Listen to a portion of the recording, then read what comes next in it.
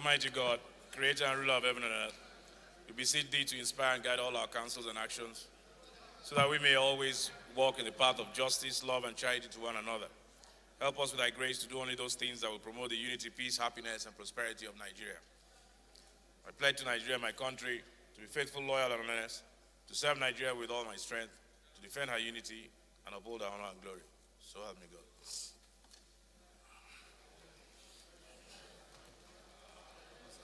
Good morning, Clark. How are you?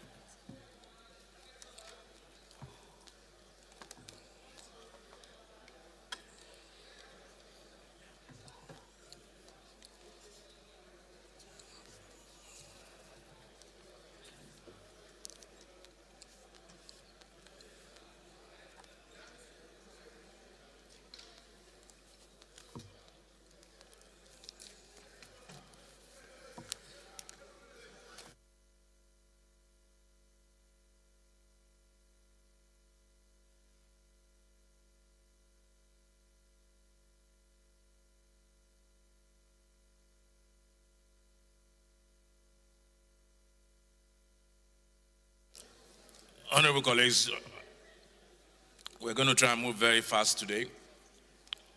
I've examined and approved the votes and proceedings of Tuesday, 15 December 2020.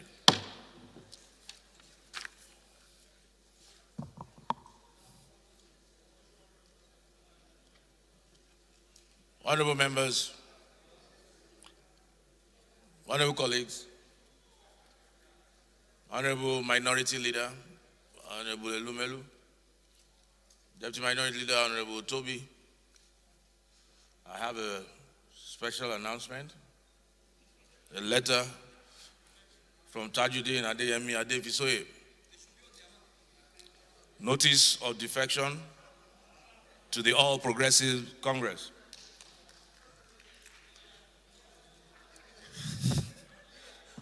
Honorable Toby, don't give me that look. Haba. Haba. There's freedom of association. I'm just reading a letter. That's all. I write to inform the Honorable Speaker of my resignation as member of the Social Democratic Party. My decision to quit the SDP was informed by the irreconcilable leadership crisis within the party. The protracted leadership crisis has manifested in the plethora of ongoing court cases, as well as the multiple factions of the party that have surfaced at the national level and on those state chapter of the party. In view of the above, I hereby notify the House of my decision to officially become a full-fledged member of the All Progressive Congress. Mr. Speaker, please accept the assurance of my utmost consideration. Honorable Tajuddin Adeyemi Adefisoye. One of our members died this morning. So has been buried already. Honorable Hamza Gorju. This day announced by the city member.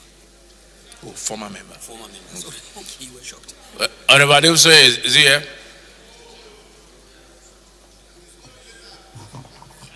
Okay, I think he's still celebrating with his constituents.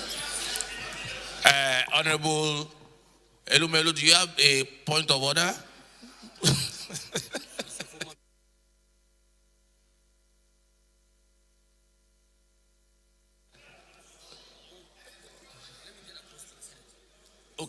Okay, yes. Thank you, Mr. Speaker. I remain honorable to the Godwin Elumelu. Mr. Speaker, as provided in the Constitution, there is a provision for fair hearing. And as you speak, you read it, and it's possible that he was not the one that wrote it. So I will appreciate that the House withdraw that letter pending when he's on the floor to confirm that he actually wrote it. This will be my interim submission. Okay, thank you. Of course, Honorable you Elumelu. can't save a man in his absence. Honorable Elumelu, I'm sure many lawyers will tell you in the chambers that there's something in law called presumption of regularity. So we will presume that he wrote the letter until he refutes it. So Honorable Adefisoye is, as of this day, 16th December, a full-fledged member of the All Progressive Congress.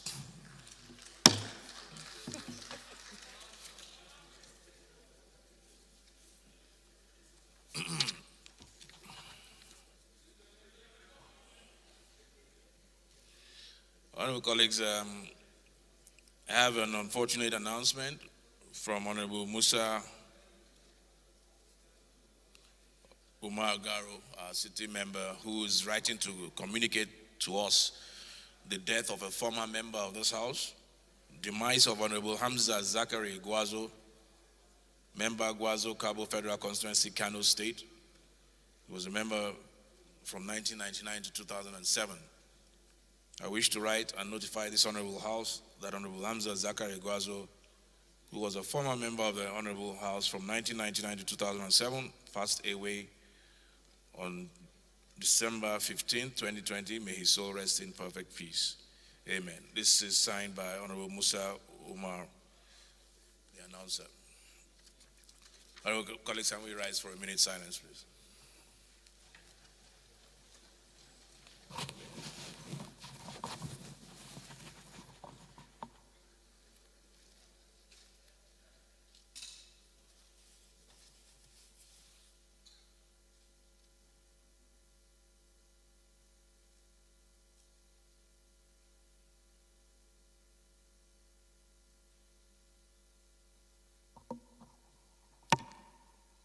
May his soul rest in peace.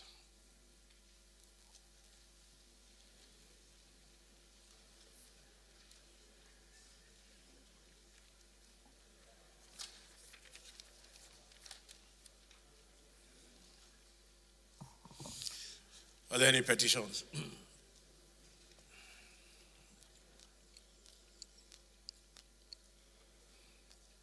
Mike.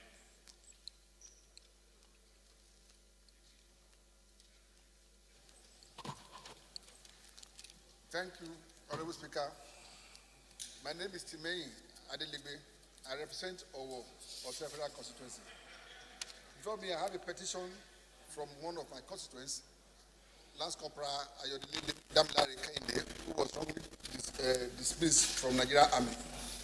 I want to seek your indulgence to lay the petition, sir. Thank you, Honorable Timei. You may lay your petition. Any other petition?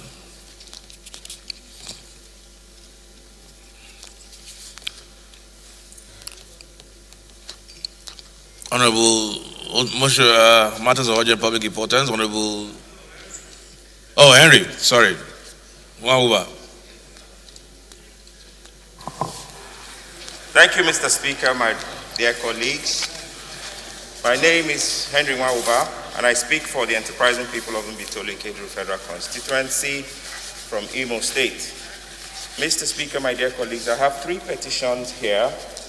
The first one is a petition on discriminatory and bigoted practices in the Imo State House of Assembly. It has come to our attention that a worrisome development in the State House of Assembly where members of the minority are paid significantly different amount from what is paid to members from the majority party. And as the House of the Nigerian people, they have come to us to kindly look at the issue before it deteriorates in the House of Assembly in Imo State. The second one, Mr. Speaker, is on victimization, impunity, and abuse of office by the Board and Management of Federal Institute of Industrial Research, Osodi, Lagos. And finally, a petition from my constituents of Eziama Obiato in Mbitolu against the invasion and attack and vandalization of properties in that community. Mr. Speaker, with your kind permission, I seek to lay these 3 petitions. Thank you. That's a very interesting petition. You may lay it on.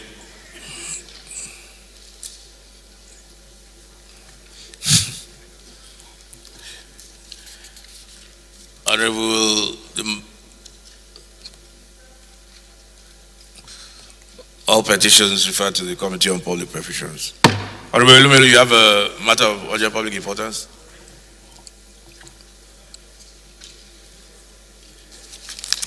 Thank you, Mr. Speaker. I remain Honorable Ndodi Godwin Elumelu, and I represent the good people of Anyocha, Oshimiri Federal Constituency. I'm from Delta State. Mr. Speaker, I come under Order 8, Rule 4 and 7 that will take this matter just yesterday, NCC rolled out an implementation of new SIM card registration rules. But that is not my worry. My worry is not whether they are rolling out an implementation guideline, but to the fact, my worry is on the issue of giving 2 weeks as a deadline. It's a very noble exercise, but I think that this house, being the house of the people, should come to the aid of our people and possibly get NCC to shift that 2 weeks to enable Nigerians to effectively submit their... Okay, let me get a second there. Francis, can you second, please?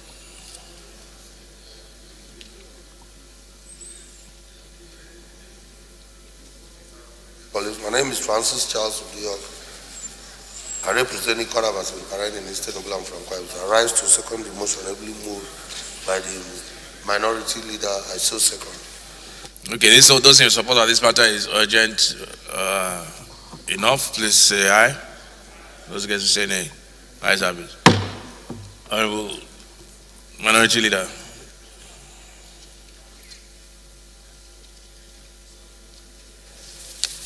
Thank you, Mr. Speaker.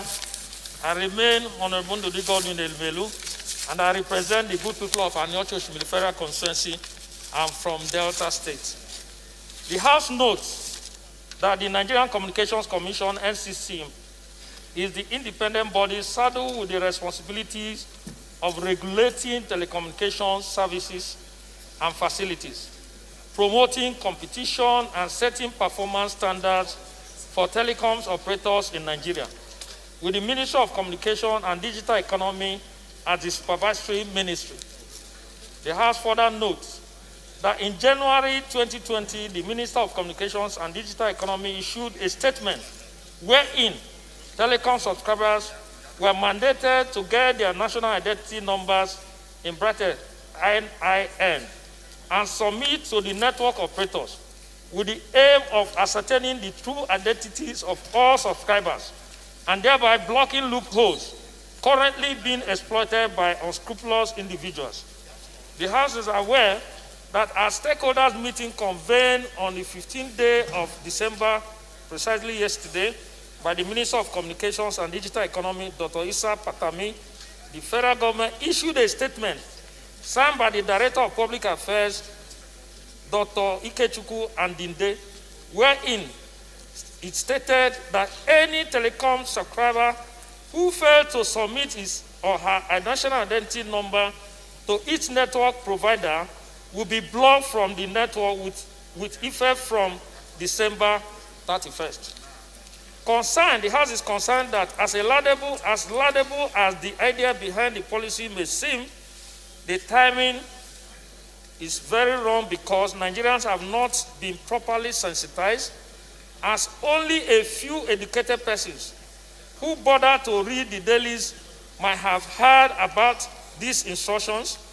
Therefore, trying to enforce this policy in a period where most Nigerians are gearing up for Christmas festivities may lead to stampede in the process of rushing to get registered, which could lead to unnecessary death and injuries.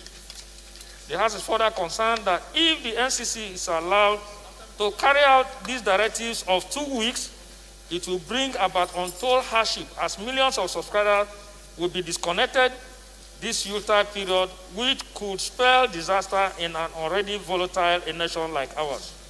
The House is worried that if the NCC is not urgently called to halt their plans of 2 weeks as stipulated, there may be unnecessary panic in the country, which may lead to exploitation of vulnerable Nigerians, thereby causing more pains in an already pathetic situation. Hence, the need to urgently wade into this impending crisis. The House therefore resolves that the House therefore resolves to urge NCC to give reasonable amount of time to enable Nigerians meet with the instruction of submitting their national identity numbers to service providers and not the 2 weeks as given. The House therefore mandate House Committee on Communications to ensure compliance. I so move, Mr. Speaker.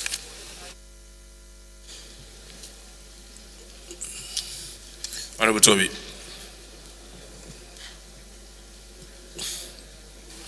Mr. Speaker, honorable colleagues, Toby Okechukwu, I represent an area of West River Federal Constituency. I stand to second the motion that has been moved by the minority leader. So second. Okay. You want to use your time to? Okay. Yes. Go ahead.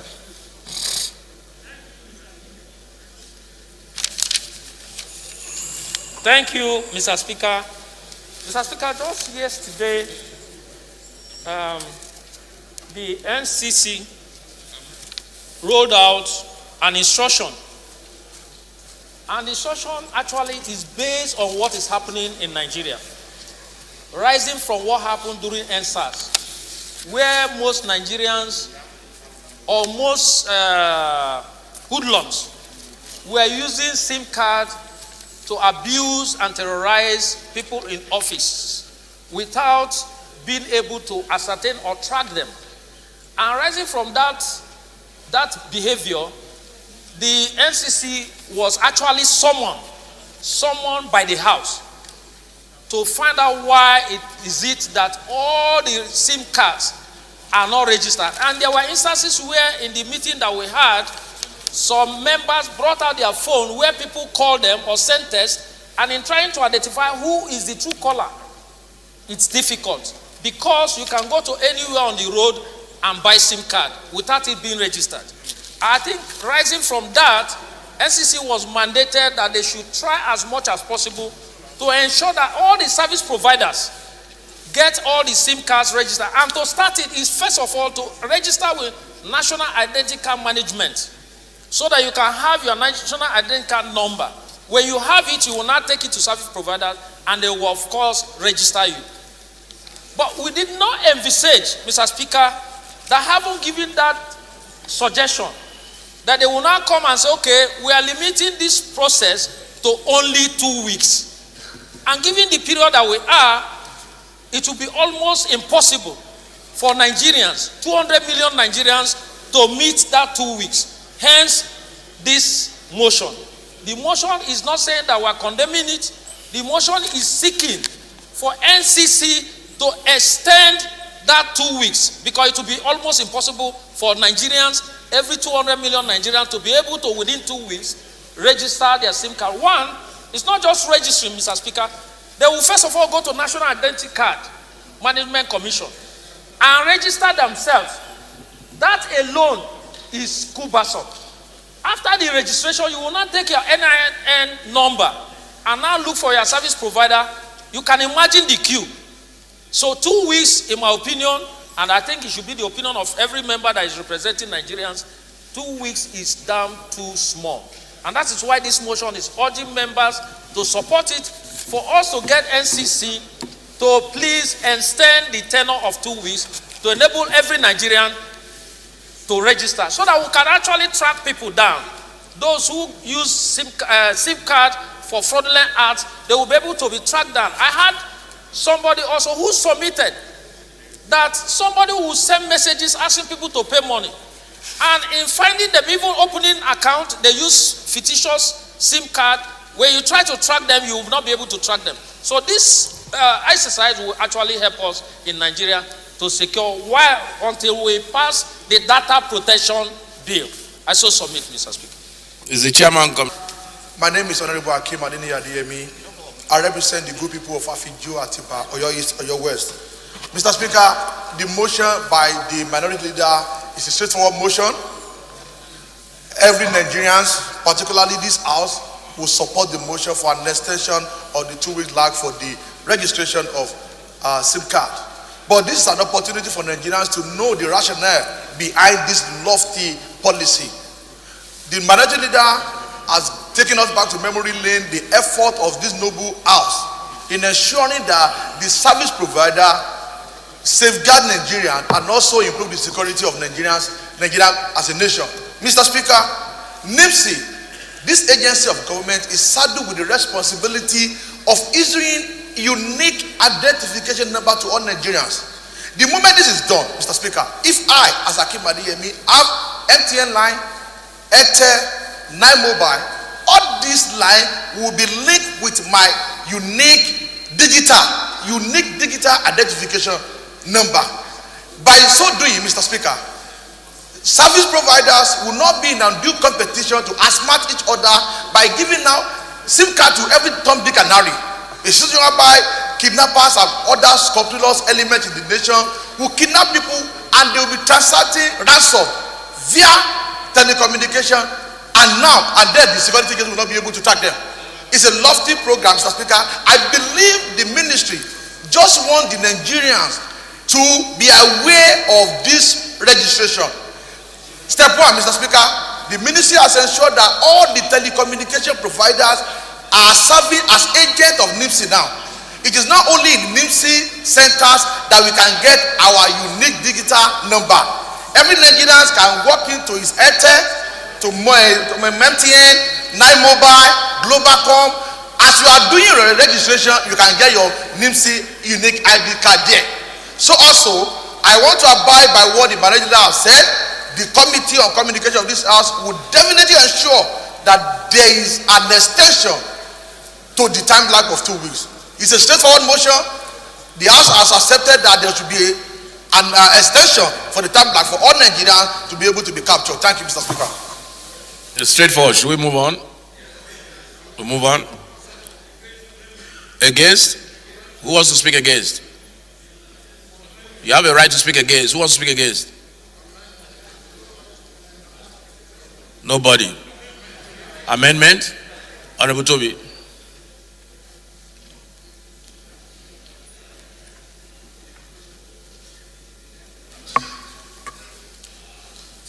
Mr. Speaker, honorable colleagues, my name is Toby Okechukwu. I represent an area of Gwoji River Federal Constituency from Enugu State. Mr. Speaker, I think the minority leader and chairman House Committee on Communications have laid the necessary background.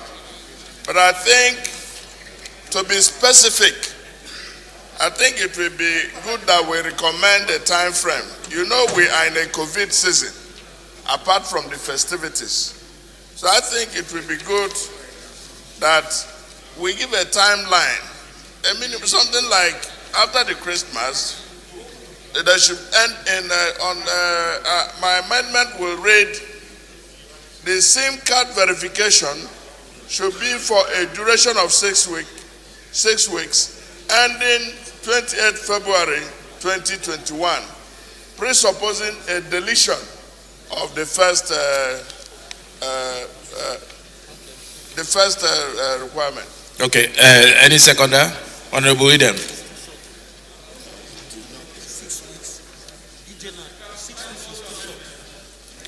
Seconder to Honorable Toby's amendment. Any seconder?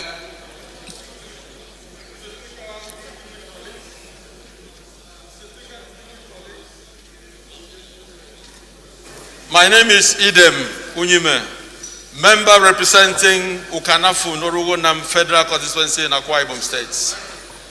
I rise to second the amended motion moved by Right Honorable Toby. I so second. But I have amendment, Mr. Speaker. Those in support of the amendment, please say aye. Don't second. Those against, please say nay. The ayes have it. Honorable Williams, what's your amendment?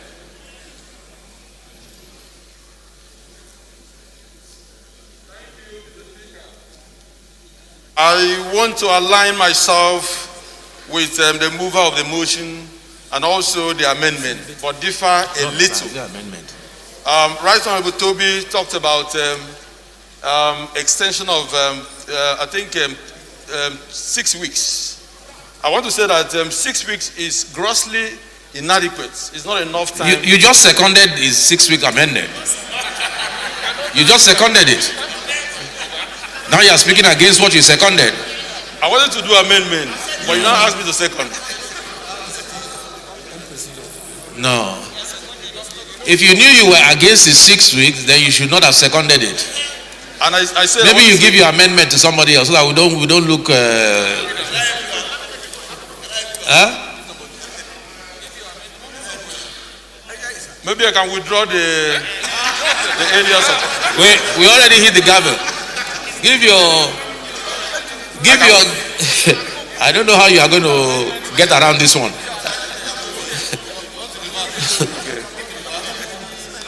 What should I do? You have a further amendment. Yes, Let me sir. help you. Okay. Further and better amendment. Further amendment. Thank you, Mr. Speaker. Hold on, Further Honorable amendment. Toby. Hold on. Honorable Toby. Mr. Speaker, honorable colleagues, I actually meant 28th of February, meaning 10 weeks. So it was a little arithmetical error. So Yes, Honorable Toby did say 28th of February, which is way more than 6 weeks. So I guess 10 weeks. this is about 10 weeks. So it was an error in his calculation when he said 6 weeks. So are you okay with the 10 weeks? Okay, so Clerk, please note that it was an error in calculation. He did say 28th of February, which takes us to 10 weeks, not 6 weeks. Any other amendment? Prof.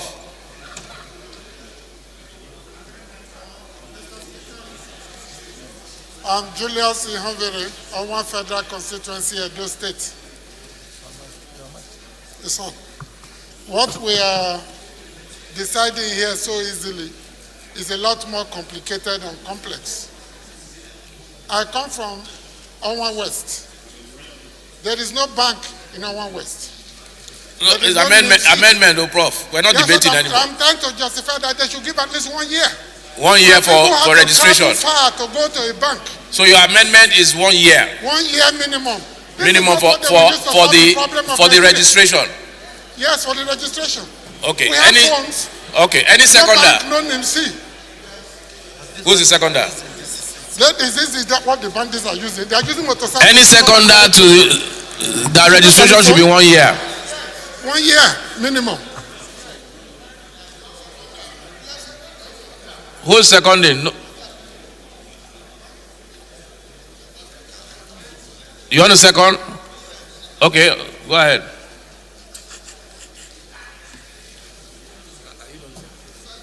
Speaker, I remain Uzoma Nkem Abonta. I am from Abia State, Okwa Federal Constituency, precisely a remote constituency. Having listened to all the argument canvassed by Prof in seconding that 1 year be adduced,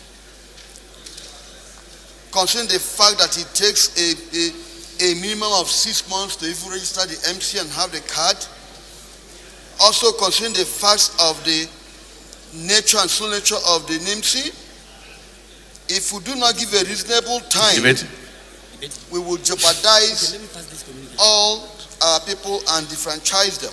Okay. Reasonability determines what we see. Therefore, I do not think that 1 year will be too long. It should be a continuous exercise rather than begging it. Make it continuous.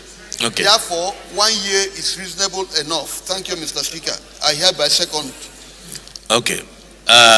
Those in support of the amendment that the registration of SIM cards with the identity number should be 1 year as opposed to 10 weeks. Please say aye. Those against, please say nay. The nays have it. Prayer. Amendment. Yes, go ahead.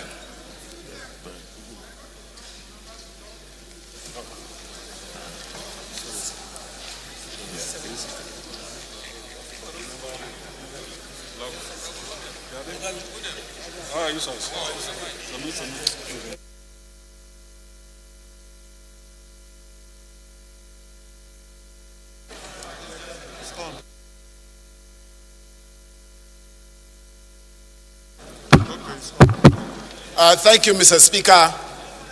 Onofiog Luke, Etinan, Nsiri Ibom Surubion Federal Constituency, Akwa Ibom State.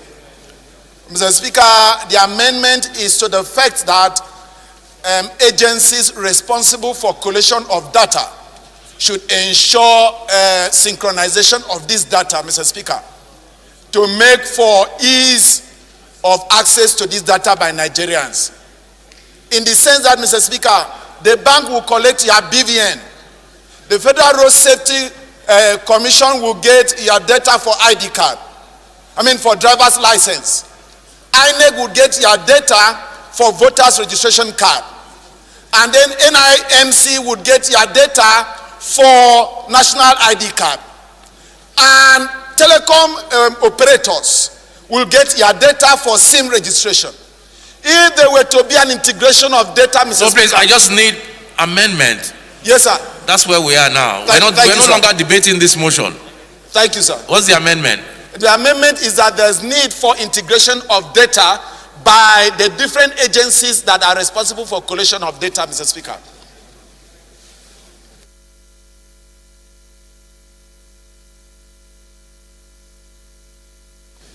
Okay, I'm just being informed by the clerk that there is already a bill covering collation of data. He just brought it to me, the journal, in the House right now. There's a bill to that effect. That he's just informing me now. Okay, any other amendment? So we'll put the question.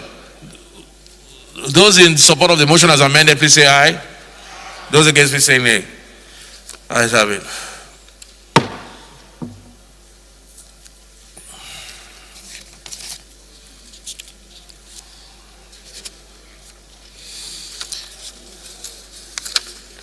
Honorable members, the first business of the day is presentation of one bill. And I invite the clerk to read the short title.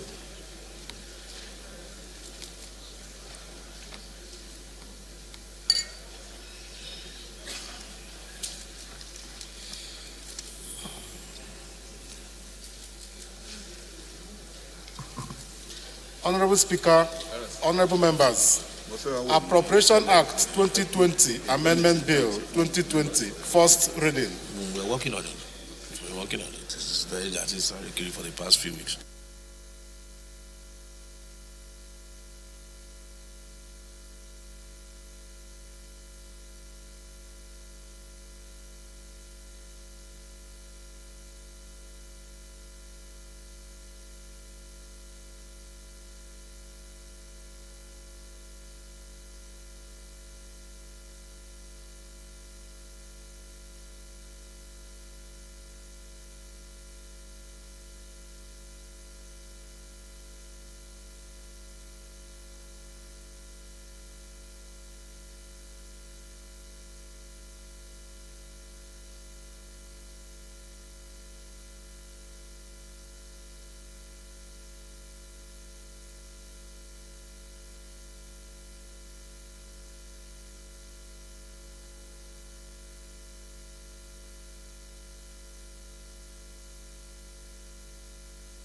No.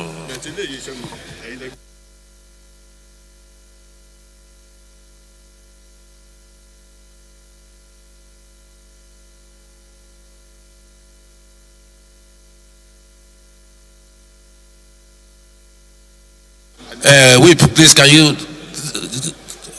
whip? Please. Chairman, House Service, take your leave. The second business of the day is presentation of report of the Committee on Poverty Alleviation on need to eradicate child destitution and remove beggars from Nigerian streets through provision of standardized education system and improved livelihood.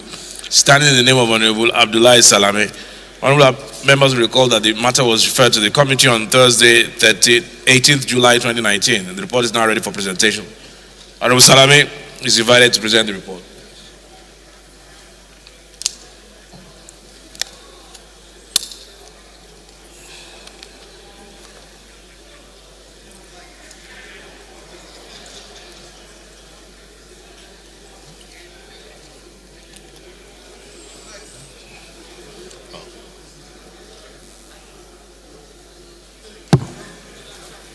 Thank you, Honorable Speaker. I'm Dr. Abdullahi Salame, member representing Gwadabawa Ilela Federal Constituency from Sokoto. Mr. Speaker, I rise to crave the indulgence of Mr. Speaker to lay the report of the motion referred to our committee, so that the House do receive the report of the Committee on Poverty Alleviation on the need to eradicate child destitution and remove beggars from Nigerian streets through provision of standardized education system and improve livelihood. Mr. Speaker, I hereby submit and crave your indulgence to lay the report. Thank you, Mr. Speaker. Any Honorable Duku?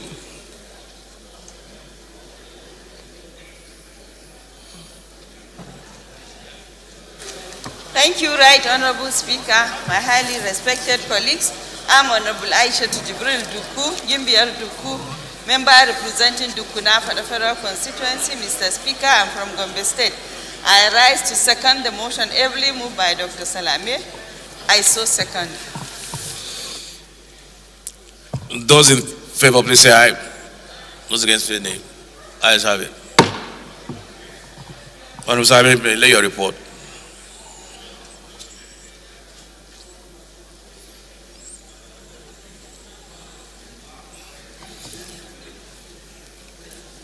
Honorable colleagues, you will recall that a couple of months ago, Honorable Anayo was moved as Deputy Chairman, Capital Market, to Chairman Reformatory, and that committee, Capital Market, has had no deputy for almost 2-3 months now.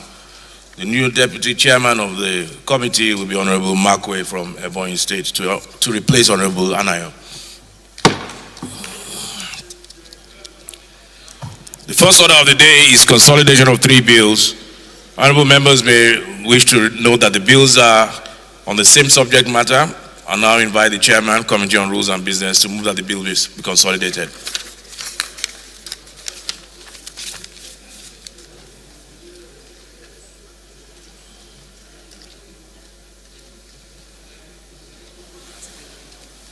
Thank you, Mr. Speaker. Honorable colleagues, I am Abubakar Sanflata.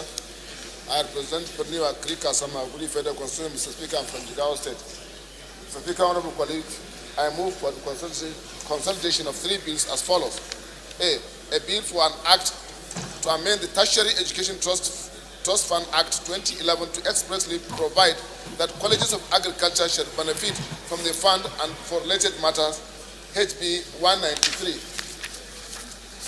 B, a bill for an act to amend the Tertiary Education Trust Fund number 16 of 2011 to provide for the additional conditions for accessing funds for capital projects by beneficiary institutions in order to encourage beneficiary institutions to embark on their capital projects instead of relying solely on the fund for capital development and for related matters.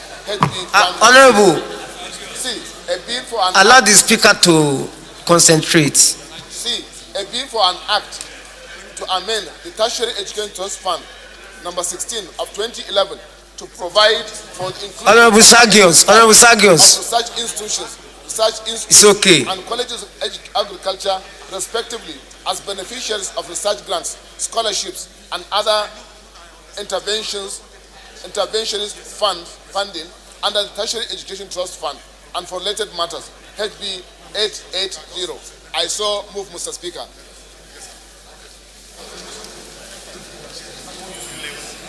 Thank you, Honorable Jimo. Thank you, Mr. Speaker. My name is Jima Abdurrahim Olajide. I represent Lagos Mainland Federal Constituency, Lagos State. Mr. Speaker, I stand to second the motion that all those bills, as mentioned by the Chairman, Business and Rules, should be consolidated. I move, sir. Moved by Chairman, Business and Rules, seconded by Honorable Jimo. Those in favor, please say aye. Those against, please say nay. Ayes have it. Committee on Rules and Business, please schedule for commencement of debate. This Is he here? Then secondly, all the establishment base will allow, because there will be a lot of pressure. To allow them to go first and then second. The second is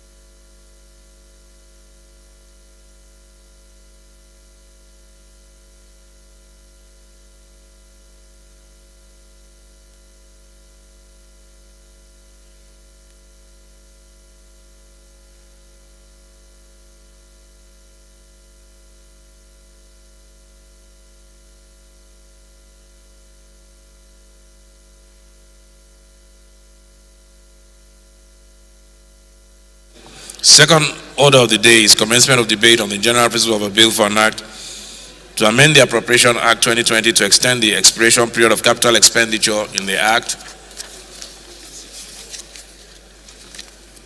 beyond 31st December 2020 and for related matters. Standing in the name of the House Leader, honorable members will recall that the bill was read the first time on Wednesday, 16 December 2020, and I invite the Leader to move that the bill be read a second time.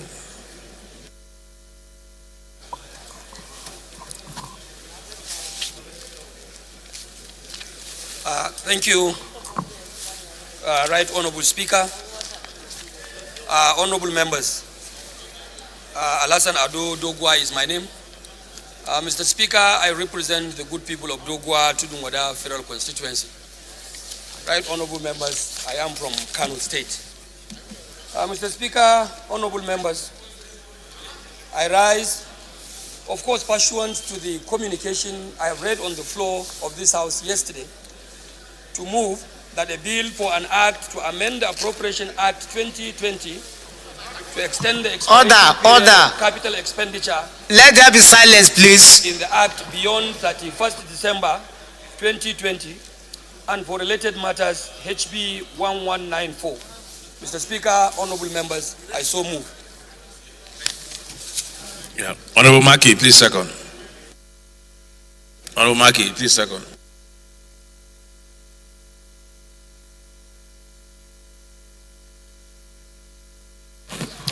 Mr. Speaker, my honorable colleagues, I am Abubakar Maki Elleman. I represent Malamadori Kaugama Federal Constituency. I'm from Jigawa State. I stand to second the motion heavily moved by my senior colleague. I so second. Thank you, sir. Thank you. I believe this matter was addressed yesterday, more or less debated. So we'll just put the question. Those in support, please say aye. Those against, please say nay. Ayes have it. Clerk, long title, please.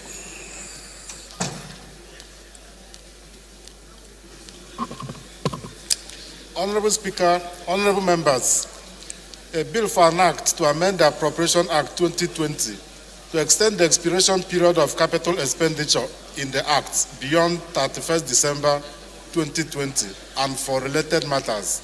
Second reading. Bill referred to Committee on Supply. Third order of the day is commencement of debate on the general principle of a bill for an act to alter the Constitution of the Federal Republic of Nigeria as amended to, among other things, transfer the subject matter of minimum wage prescription from the exclusive legislative list set out under Part 1 of the second schedule to the concurrent legislative list set out under Part 2 of the second schedule to the Constitution and for related matters, signed in the name of Honorable Garba Dati Mohammed. Honorable members will recall that the bill was read the first time on Tuesday, 14th July 2020, and I invite Honorable Dati to move that the bill be read a second time.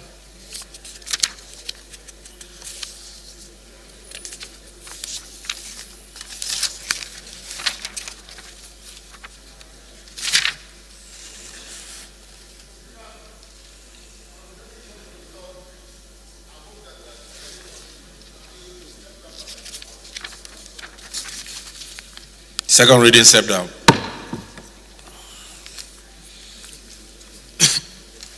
The fourth order of the day is commencement of debate on the general principles of a bill for an act to amend the Police Trust Fund Act, number 6 of 2019, to provide for the application of the provisions of the act to other policing institutions and for related matters, standing name of Honorable Francis Otagbo. Honorable members will recall that the bill was read the first time on Tuesday, 20th of October 2020, and I invite the Honorable Agbo to move that the bill be read a second time.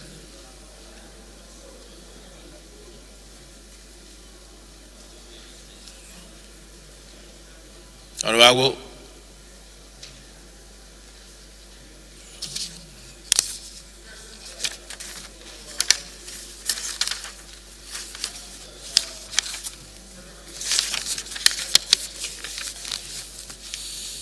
Second reading, step down.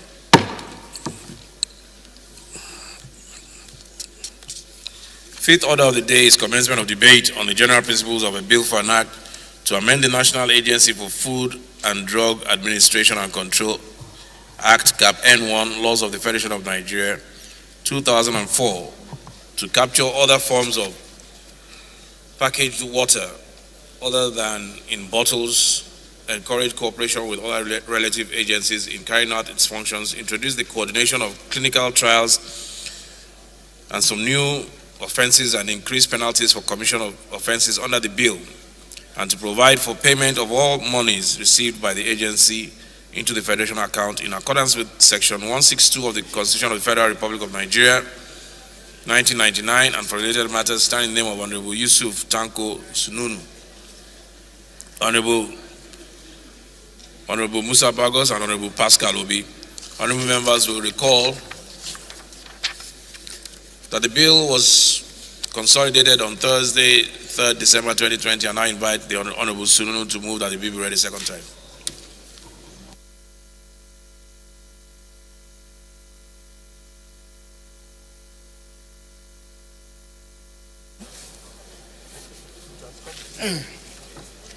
Mr. Speaker, honorable colleagues, I remain Dr. Yusuf Tanko Sununu. I represent Ingaski Shangai Awuri Federal Constituency. I'm from Kebbi State, and I'm standing on behalf of myself and Honorable Musa Bagos and Honorable Dr. Pascal Obi to read a bill for an amendment of National Agency for Food and Drug Administration and Control Act, Cap 1 LPN 2004 for second reading. The Speaker. Thank you.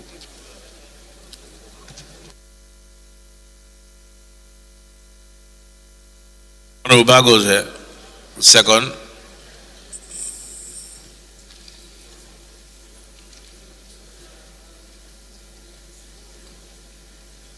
Mike. Your mic. Honorable Olododo.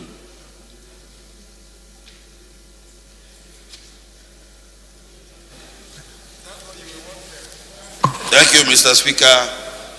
I remain Olododo Cook Abdugani, representing the people of Ilorin East, Ilorin South Federal Constituency. I'm from State of Harmony, Kwara State. Mr. Speaker, honorable colleagues, I rise to second the bill presented by Honorable Sununu. I so second.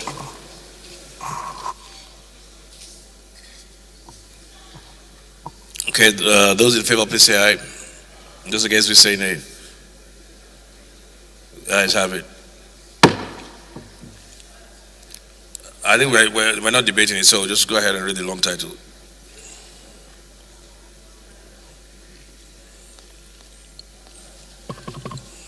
Honorable Speaker, honorable members, a bill for an act to amend the National Agency for Food and Drug Administration and Control Act, Cap N1, Laws of the Federation of Nigeria 2004, to capture other forms of packaged water other than in bottles, encourage cooperation with other relevant agencies in carrying out its functions, introduce the coordination of clinical trials and some new offenses and increase penalties for commission of offenses under the bill, and to provide for payment of all monies received by the agency into the Federation account in accordance with Section 162 of the Constitution of the Federal Republic of Nigeria 1999, and for related matters. Second reading.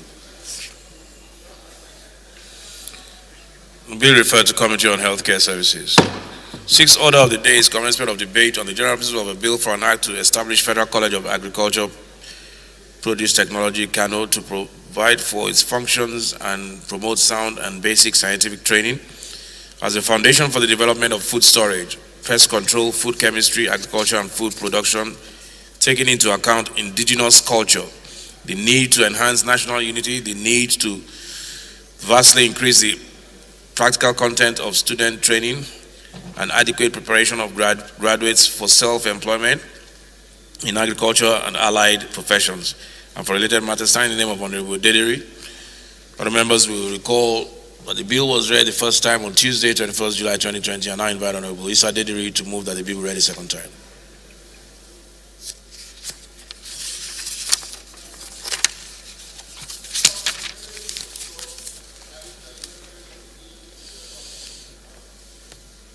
Second reading, step down.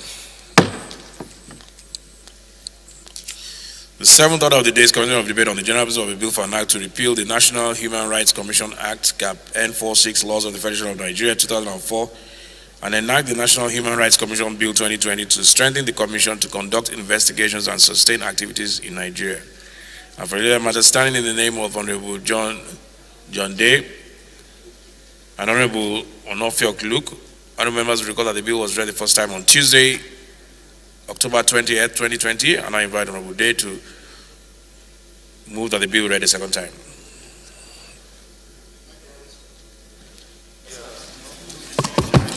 Thank you, Honorable Speaker. Honorable colleague, Dr. John Day is my name. I'm from Benue State, Boko Taka Federal Constituency. Honorable Speaker, may I move that a bill for an act to repeal the National Human Rights Commission Act, Cap N46, Laws of the Federal Republic of Nigeria, 2004, and enact the National Human Rights Commission Bill 2020 to strengthen the commission to conduct investigations and sustain activities in Nigeria, and for related matters, HB 1072 be read the second time. I so move. Thank you, Honorable Luke.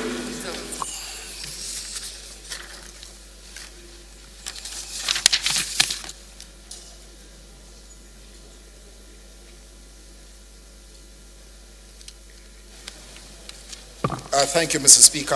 Onofiok Luke, Etinan, Nsetibo Msurubion Federal Constituency of Akwa Ibom State. I second the motion for the second reading of a bill to repeal the National Human Rights Commission Act, Mr. Speaker, as moved by Honorable John Deere. Those in favor, please say aye. Those against, please say nay. Ayes have it. Clap.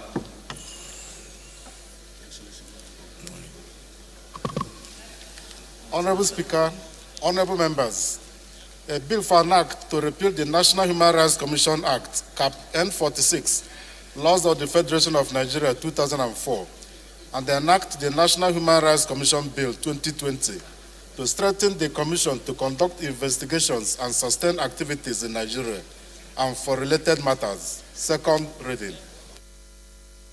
The bill referred to Committee on Human Rights. Eighth order of the day is commencement of debate on the general principles of a bill for an act to alter the Constitution of the Federal Republic of Nigeria as amendment to put age limits to aspirants to certain political offices, and for related matters, standing in the name of Honorable Bede Eke. Honorable members will recall that the bill was read for the first time on Tuesday, 14th July 2020, and I invite Honorable Eke to move that the bill be read a second time.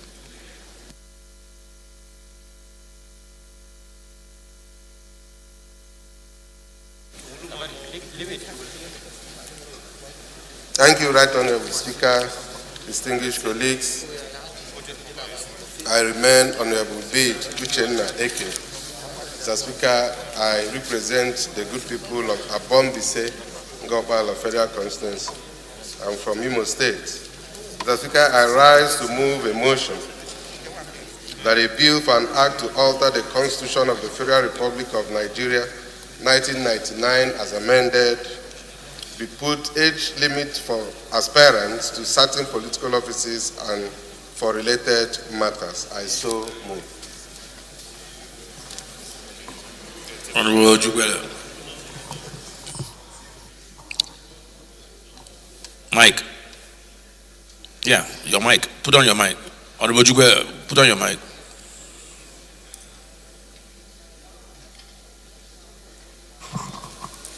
Thank you, Mr. Speaker. My name is Honorable Jimo Olushola Odubile, member representing Ado Dota Federal Constituency. I hereby second the motion as moved by the Honorable colleague. Thank you, sir. Okay, those in support, please say aye. Those against, please say nay.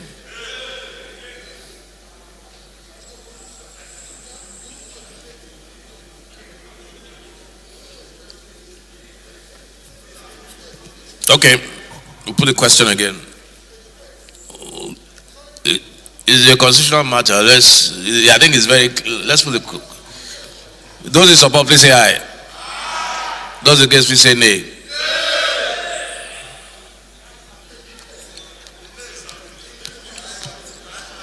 Honorable, okay, lead the debate for a minute.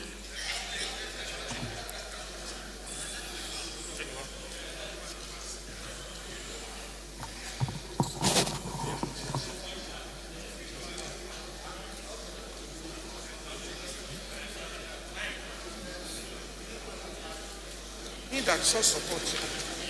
Which one? Mr. Speaker.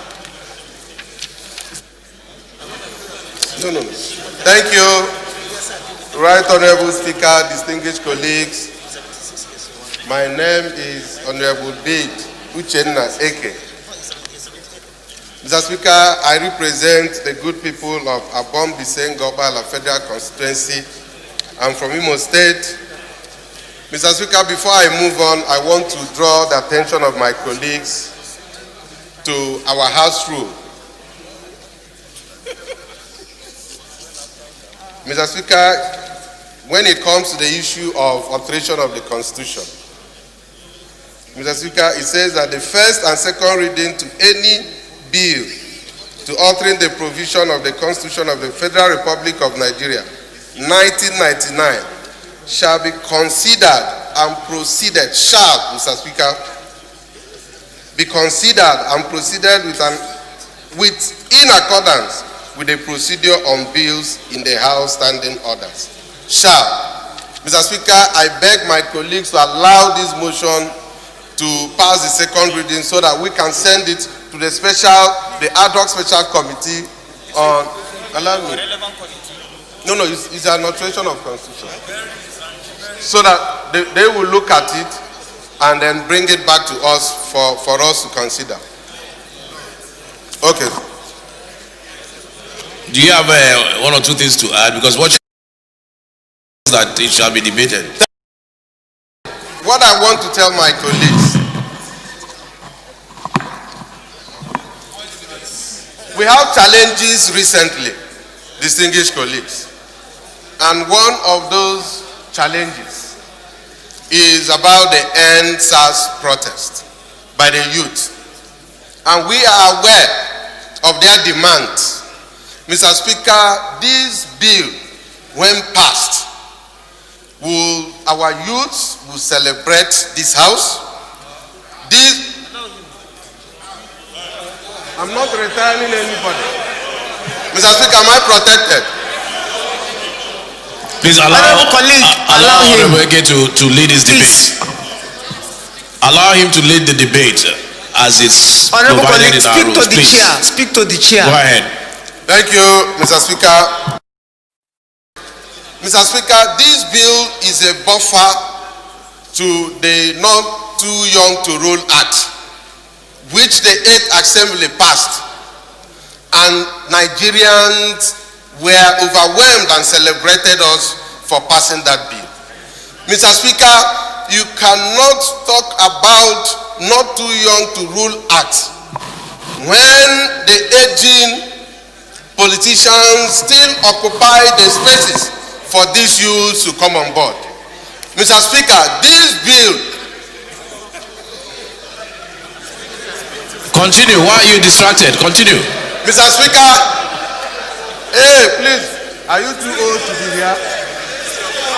Speak to the chair. Speak to the chair. You don't need to look back. You are distracting me, please.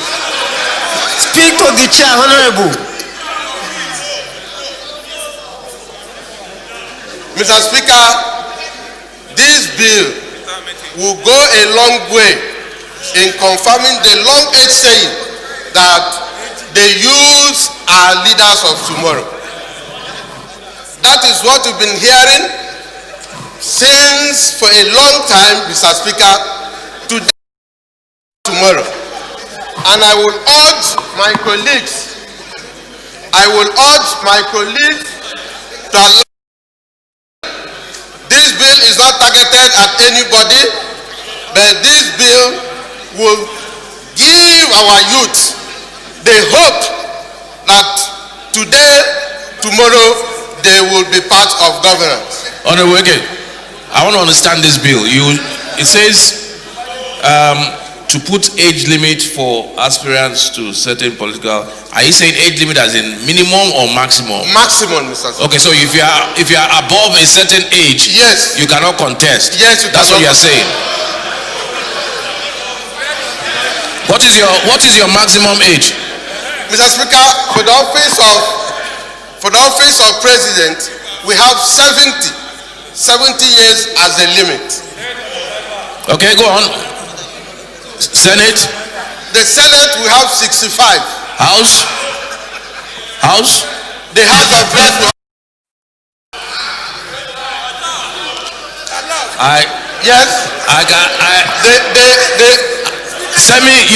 You have some members here will not be eligible in 2023. No, 65 years. The House of Reps, Mr. Speaker, is 65 years. All right, let him finish. Point of order. The minority leader has a point of order. 1 second, Honorable Eke. Minority leader, what's your point of order?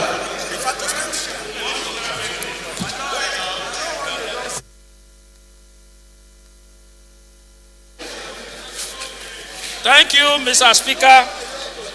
Thank you, Mr. Speaker. I remain Honorable Ndodi Godwin Elmelu, and I represent the good people of Anocho Shumli Federal Constituency. I'm from Delta State. Mr. Speaker, my point of order is on the constitutional order, section 42, under fundamental human rights, and it talks about right to freedom from discrimination. Mr. Speaker, rising from this. Silence, please. Silence. Silence, please. Mr. Speaker, rising from this, I want to advise the sponsor of this bill, without necessarily reading this provision, to step down that bill for us to have more discussion outside the plenary. That will enable members to understand the essence of the bill. Because if we allow this bill to go, given the provision of this section 42, there will be some kind of issues bordering on it, because you cannot discriminate any Nigerian from contesting election. But given that this is a house that allow people to air their views and also we compromise, I will advise that the sponsor of this bill step down the bill and let us allow it to be consolidated. This is my submission. So okay. Let the sponsor of this bill step it down and let us have more discussion on the bill. Well, yeah, but section 42 is not applicable because it doesn't talk about age. Section 42 does not talk about age. On the basis of certain things, not age, is there. Age is not included.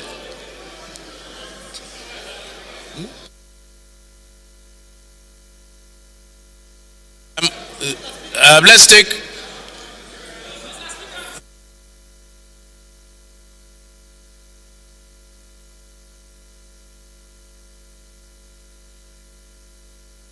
Be subjected to any disability or deprivation merely by reason or circumstances of his birth.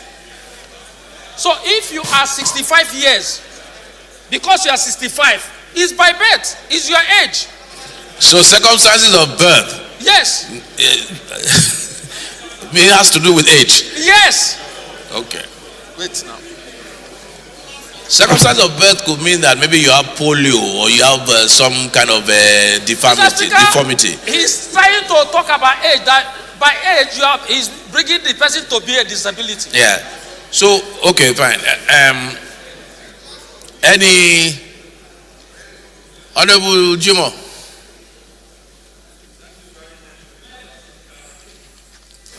My name is Jima Abdurrahim Olajide. I represent Lagos Mainland Federal Constituency, Lagos State. Mr. Speaker, first and foremost, I want to thank you for the consideration you have given for this when after voice vote has been taken. Yeah, but I don't hit the gavel. I know. I said when after the voice vote has been taken. Good.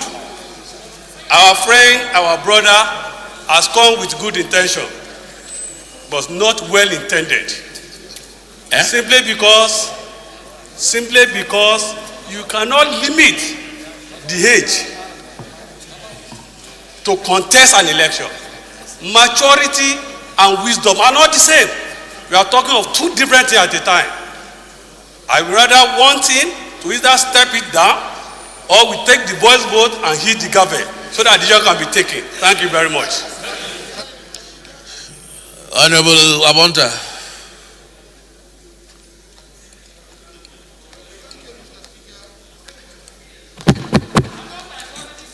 I remain Uzoma Nkem Abonta, Mr. Speaker. I thank you for giving me the floor. Somebody said that you may not be able to qualify in 2023 if this bill goes. The minority leader is 1 year older than me, and I'm 65. That means he's already out of both Senate and everything. He's 1 year my elder. So by his analysis, he's already out of National Assembly, both Senate and everywhere. Thank you, Mr. Speaker. The intention of the crafter of this bill is well known. The crafter of this bill wants to protect the teeming youth who are desirous of getting a place in the national polity. Mr. Speaker, he made allusion to the NSAS people who are saying they want to rule. Mr. Speaker, he crafted the bill in a manner that space will be created for the young ones who are coming up. But the mistake in this is the Constitution already provided for. In the alternative, he should not discriminate, he should include. The Constitution says at 35 you can come to the house. At 40 you can be a governor. Mr. Speaker, honorable colleagues, the best governor we had then in the South date speech was 23. What he could have done is to say, at the age of majority, you can contest, not to take away the wisdom of the elders. He can draft this to now say, rather than saying 35, you come to the house. Mr. Speaker, honorable colleagues, anybody who is up to 23, 24, 25 can come to National Assembly. Not to say that the wisdom of those who are 70 should be taken away. So, in trying to to balance this, I would suggest that rather than going to the maximum, we could bring the minimum to a way to accommodate more youths, to say, once you are of majority and capable, contest. But saying that if you are 70, you cannot be a president. If you are 65, you cannot, then it will be dangerous. All over the world, I am told that Biden is 70 plus. I am told that the man who is even living became at 70 something. Not everybody will be at start. And like the last speaker said, the wisdom of Solomon has nothing to do with the age of Methuselah. Therefore, what we will do is to look for an age that will bring in the youth, so that people like the mountain leader will not be out, and his younger brothers can come in by the mountain leader by saying, if you are to 18, you can run. Thank you, Mr. Speaker. Thank you. Deputy Minority Leader. Mr. Speaker, anybody 65 years should stand up. Thank you. Thank you, Mr. Speaker, honorable colleagues. My name is Toby Okechukwu and I represent an area of Gwoji River Federal Constituency from Enugu State. Mr. Speaker, I want to substantially adopt some of the submissions that have been made by Honorable Abonta. Mr. Speaker, honorable colleagues, I know. I do not think that the intendment of this bill is to try to cure a mischief, a defect, you create another. You know, based on our circumstances, there are situations you find uncomfortable, like when you have some adult delinquency or old man's delinquency, when their expectations are not being met. That you are older or much younger is a matter of character. The prudence of your output, the quality of your output is contingent on how you are brought up. We have seen old people who have been presidents and they simply amplify the urge and the need for somebody to be president. Ronald Reagan was a president and he was president at 70. Joe Biden is close to, is almost middle 70s. 78. So there isn't anything untoward about it. And Mr. Speaker, our laws and our constitution is very clear on when somebody is disabled while sitting in office. If by way of senility or you are acquainted with any disease and you are incapable of performing the duties of your office, our laws are very clear on that. That what the Federal Executive Council and the legislature can do so that you can vacate that office. But we wouldn't ordinarily. I think the expansion, like Honorable Abonta said, should expand downwards. When somebody gets to the age of majority, which ordinarily is 18 years, he should be available to contest for any office. That is what we can do for young people. Expand the net. And some of them who are now at an age of, given opportunity to have early education. Some of us did not go to school until we were 8 years. Those were days when you have to turn you have to put your head over your distance and touch your ear. We couldn't start school early because of the war and because of other issues. But we are here acquitting ourselves properly.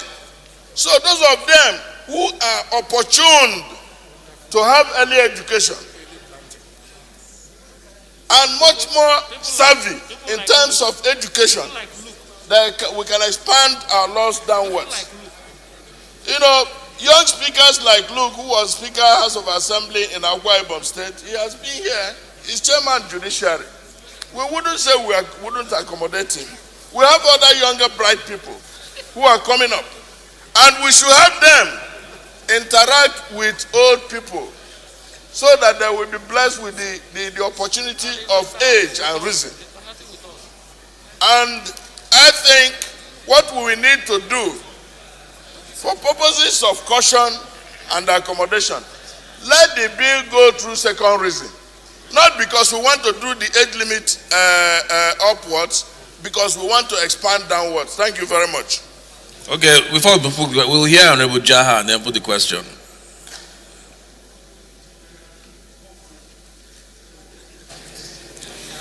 Thank you, Mr. Speaker, honorable colleagues. I'm a Jaha Babao. I represent Chibok Dambogo, the federal constituency. Mr. Speaker, if you look at the content of the bill, the mover has a very good intention, but it's not well crafted. So I suggest that he's going to step down the bill so that we make further consultations in order to represent it in the near future. Is my speech. Sponsor of the bill.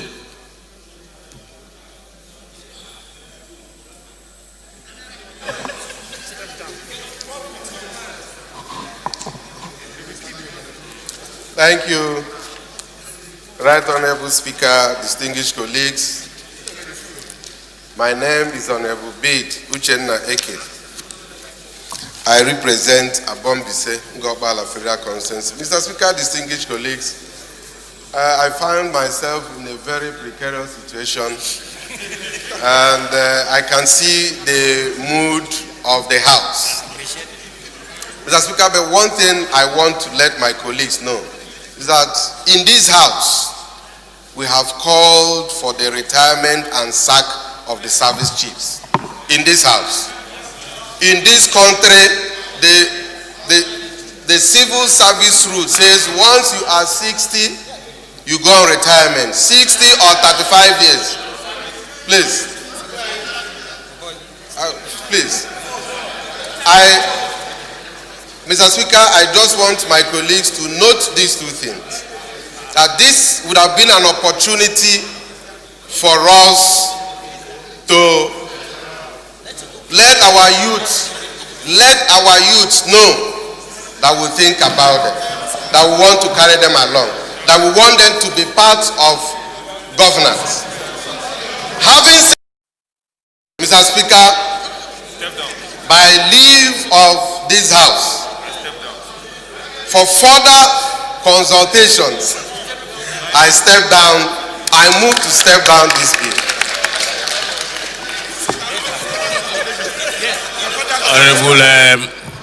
Honorable Ibakpa is really on your matter. I can hear him from here. Bill stepped down as suggested by the sponsor of the bill for further consultation.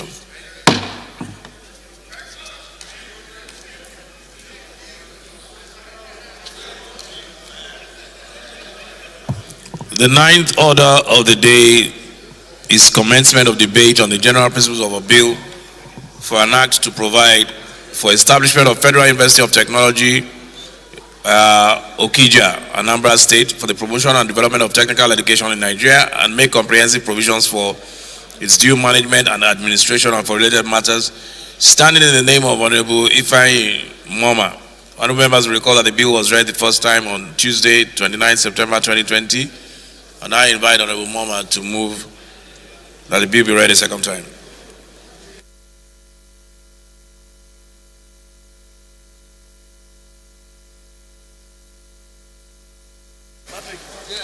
Thank you. Thank you, Mr. Speaker, honorable colleagues. My name is Honorable Ifeanyi Chudimoma, and I speak for the people of Ihiala Federal Constituency. Honorable colleagues, Mr. Speaker, I'm from Anambra State. I rise to move for a bill for an act to provide for the establishment of Federal University of Technology, Okija, Anambra State. Of course, for the promotion and development of technical education in Nigeria, and make comprehensive provision for its due management and administration and for related matters. HB 1043. Mr. Speaker, honorable colleagues, I plead that this bill be allowed to read for the second time because it is an establishment bill, it's not an alteration bill. I'm not looking for age advances here. So thank you very much, Mr. Speaker. I so move. Honorable Gaya. Honorable Gaya. Can you second? Okay, he's not here. I think he left.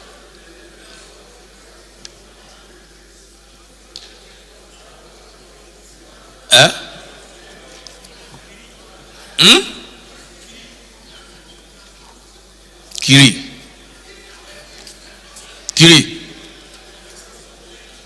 Can you please second?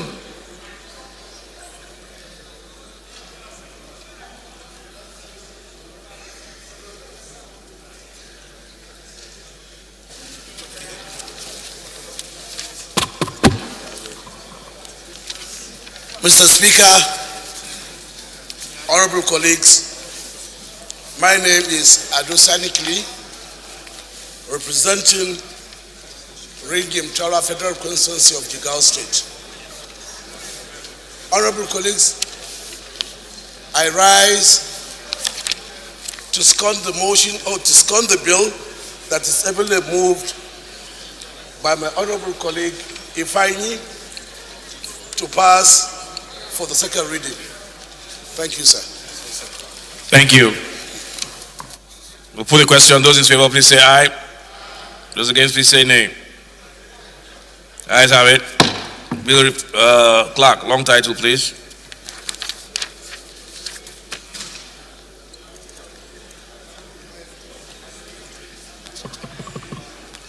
Honorable Speaker, honorable members, a bill for an act to provide for establishment of Federal University of Technology, Okija, Anambra State, for the promotion and development of technical education in Nigeria, and make comprehensive provisions for its due management and administration, and for related matters. Second reading. Bill referred to the Committee on Tertiary Education and Services. Honorable colleagues, I have an announcement from the Deputy Senate Minority Leader, Distinguished Senator Emmanuel Boacha. Christian Legislators Fellowship National Assembly, Abuja, invites members to our 2020 Christmas Carol service today, Wednesday, 16th December 2020. Time 3 p.m. Venue, Conference Hall, 231 Senate New Building, National Assembly Complex. Announcer, Distinguished Senator Emmanuel Boacha, Deputy Senate Minority Leader. That's 3 o'clock this afternoon, room 231 Senate Wing, Christmas Carol service.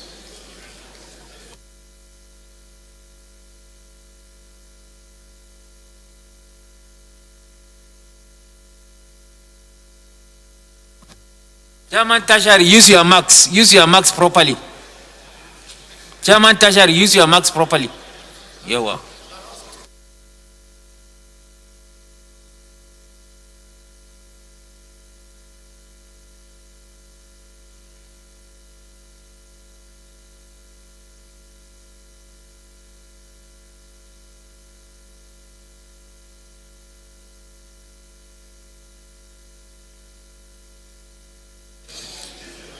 All right. 10th order of the day is a motion on the call for intervention in the ongoing recruitment exercise into the Nigerian Security and Civil Defense Corps and the Nigerian Immigration Service. Standing in the name of Honorable Hafiz Kau. Honorable Kau is invited to move the motion.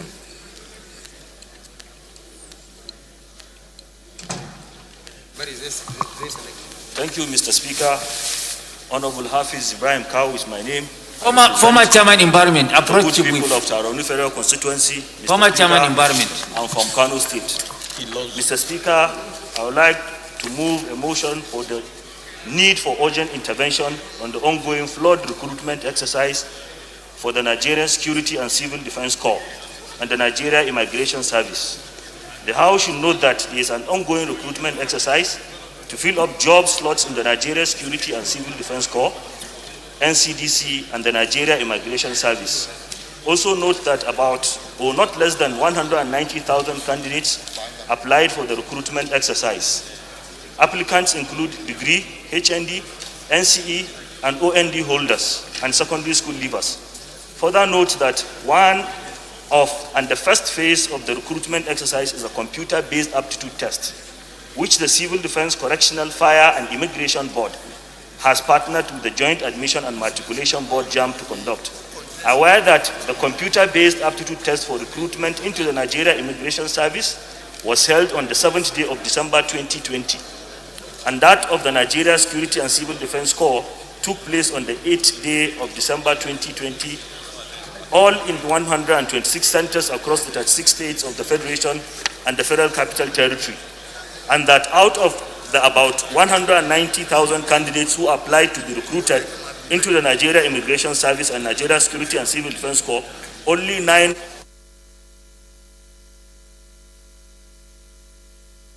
Okay. Honorable Maiwake, you have not sought for permission from the chief whip before you approach the chair. Come down. Take cognizance that besides a means to or towards strengthening the protection of lives and properties in the country, the said computer-based aptitude test recruitment exercise provides an employment opportunity for a multitude of Nigerians. Hence, the application to participate in the exercise by so many Nigerians. Concerned that several or millions of Nigerians are not computer literate, as they do not possess even the basic skills of operating a computer, neither do they have access to computer systems. No wonder a survey conducted by the National Bureau of Statistics in 2012 reveals that over 200 million Nigerians, only 4.5% of Nigerians own a PC, and that over 95% of Nigerians lack access to a PC.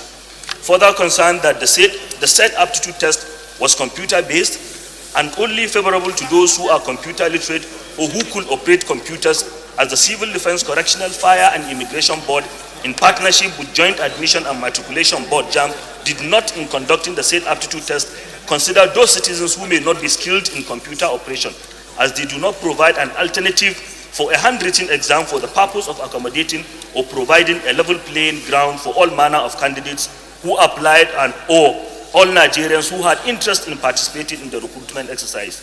Worried that the said JAM computer-based aptitude test, aside from those applicants who may have attempted participating in the same without the basic skills for operation of a computer and who are doomed to fail the exam as a result, has occasioned a denial of opportunity for thousands of Nigerians who are not computer literate.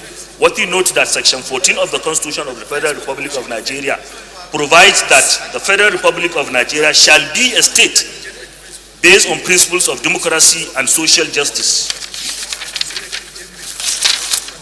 Resolved to direct the Civil Defense Correctional, Fire and Immigration Board, the Nigeria Security and Civil Defense Corps, and the Nigeria Immigration Service to immediately suspend and or cancel the computer-based aptitude test in the ongoing recruitment exercise for being discriminatory and contrary to the enshrined principles of fairness and social justice, and to revert to the previous manner by which the said agencies have conducted recruitment exercise in the past. And in the same manner, the Nigerian Army, Nigerian Correctional Service, and Nigerian Police have conducted their own recruitment exercise in the past. Direct the Civil Defense Correctional, Fire and Immigration Board and the Nigeria Security and Civil Defense Corps and the Nigeria Immigration Service to conduct a handwritten exams or aptitude test under the board, and direct coordination, monitoring, supervision and respect by the respective heads of the Civil Defense and Immigration.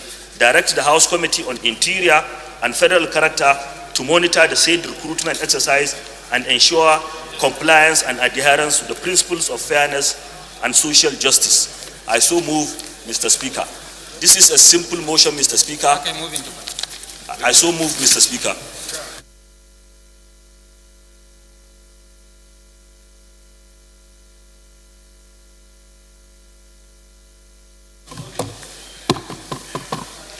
Thank you, Mr. Speaker. My respected colleagues, my name is Abdul Salam Gambo Mubarak. I represent Bali Gasol Federal Constituency. I'm from Taraba State. Mr. Speaker, I stand to second the motion as moved by the honorable colleagues. I so second.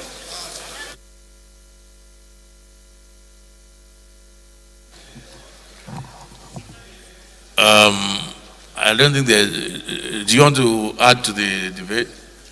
Yes, one minute, so, and then we'll take the amendments after. Thank you, Mr. Speaker. This is a simple motion, Mr. Speaker. My take is, Mr. Speaker, we have people that are secondarians, people that don't have the opportunity or have never had the opportunity of writing JAM, people that will be recruited as drivers, people that will be recruited as security guards. What do they have to do with writing or going to JAM centers to write a computer-based examination? I think they have been deprived. So, Mr. Speaker, if they will be given an opportunity to either do a handwritten examination, or they will be called and check their physical status by the heads of these respective agencies, I think it will go down a long way in helping the situation, because many of our constituents are complaining that they have been deprived the opportunity to participate in the exercise. Thank you, Mr. Speaker.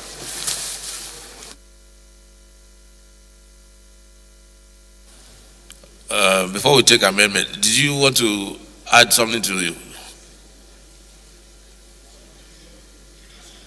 Defy. Ibrahim. I want to defy it, Mr. Speaker. You're speaking against? Yes, Mr. Speaker. Okay. Honorable Ibrahim, go ahead. Mr. Speaker, I am Honorable Ibrahim Ponli Olaruwaju. I represent the entire people of Moba, Idosi, Lejimiji Federal Constituency. I am from Ekiti State. Mr. Speaker, my point of difference is that if the requirement to apply for this job is SSE, one will expect that we should not do anything that will make us look like we are looking backward. The kind of aptitude test they will do for an SS is not the same thing they will do for a degree holder. Mr. Speaker, if I needed a job, taking 1 month, 2 month training to get me that job should not be too much. We should encourage, even if you are a mechanic, even if you are a driver, you will take your car to workshop now, they use machine tool to check your car. You need some basic knowledge. Mr. Speaker, the tendency is to show us like we are still living in 1940, 1930. I'm sure those who will conduct the exam will not use the same template of a graduate for a secondary school leaver. The minimum requirement here is a secondary school leaver. An average secondary school leaver, Mr. Speaker, should be able to type his name. The exam is always yes or no. Yes or no. Mr. Speaker, should be very wary. In legal parlance, we always say justice must not only be done, it must be seen to be done. Whatever we are doing here, we must be seen to be upright and just. Are we saying an average secondary school leaver in Nigeria cannot say yes or no on system? I beg to say no, Mr. Speaker.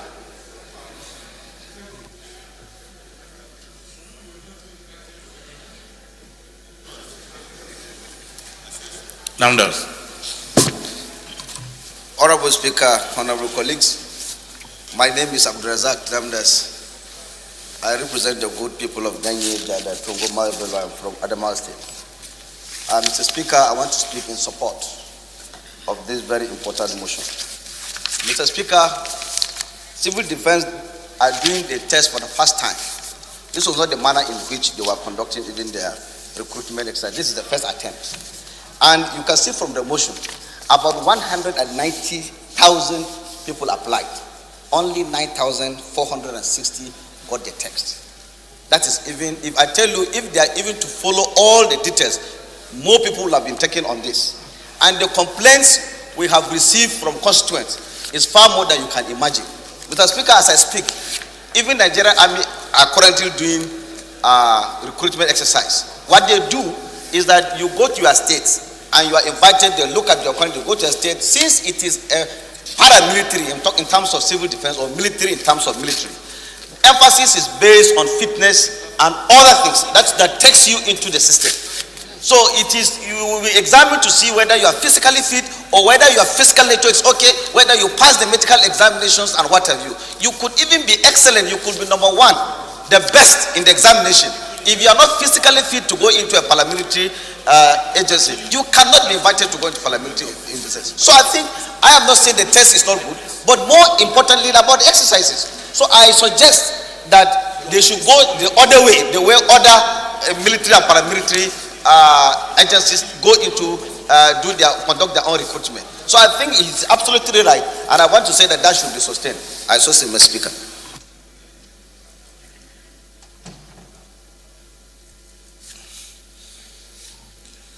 Okay, I think Honorable Ibrahim, your point is well taken. I think what Honorable Carl was talking about was one, even accessibility and opportunity is what he's talking about. The opportunity. We're not nobody's trying to lower the threshold, but maybe answer the same question perhaps in a way they are used to, until they have the opportunity to have some of the advantages that some other people have. We cannot deny the fact that some people are in the interiors where they don't even have the opportunity to address some of these questions. Even though I do understand what you're saying, we need to try and maintain a standard. So what the prayer, I'm looking at the prayer now, is saying that the same question mode that was being used then, they should revert to it. In other words, let's not put the cart before the horse. Let's maintain some kind of, until we get to a point where everybody has access and opportunity. I don't know if that's what it is, but that's my read of the. You have an amendment?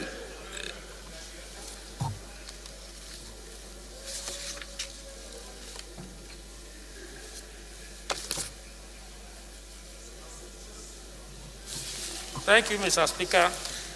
I remain Honorable Ndodi Godwin Elmelu, and I represent the good people of Anochoshimi Federal Constituency. I'm from Delta State. Mr. Speaker, given that the House Committee on Interior is not around to actually give us a fair information as to what is going on, I think that what we should do, instead of just immediately taking decision, is to mandate the House Committee on Interior and Federal Character to investigate this computer-based aptitude test and report back to the House as quick as possible, maybe within 4 weeks, given that we are going on holidays. So what the minority leader is saying that is that we should hold on to prayer 1 and do the investigation first. Yes. But the only issue there will be that what if they carry on by the time you finish investigation and they have done the test. They have done the test. So there is nothing, this our resolution, I'm sorry to say, will not amount to anything because they've done the test. But in asking that they discard it, we need to be well informed. What happened? Were people discriminated? Were people not given the opportunity to do the aptitude test? Were people not able to assess it based on location? These are things that we need to know. So your amendment is to delete prayer 1 and leave prayer 2 standing? Yes. Honorable Maki.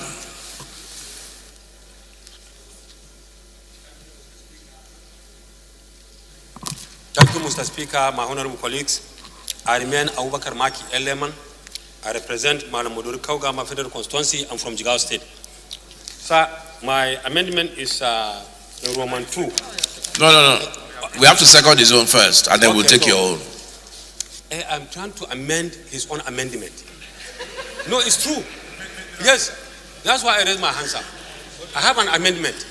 You can still, I think you can still amend his amendment. If his own amendment goes through, you can still now further amend it, I think. Okay, sir. Okay. Sorry, you want to second? I second the amendment.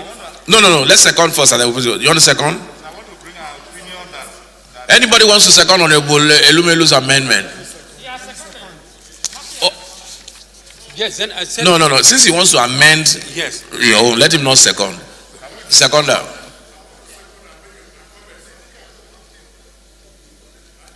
Thank you, Mr. Speaker. Opodele Christopher Ezewanko. I speak for Orumba North, Orumba South Federal Constituency and from Anambra State.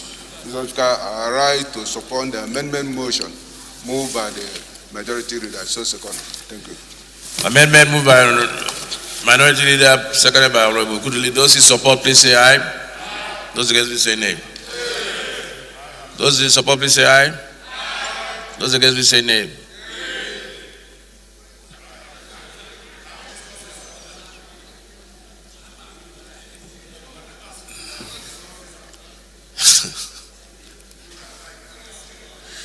See, I want to be very sure of what we're doing, and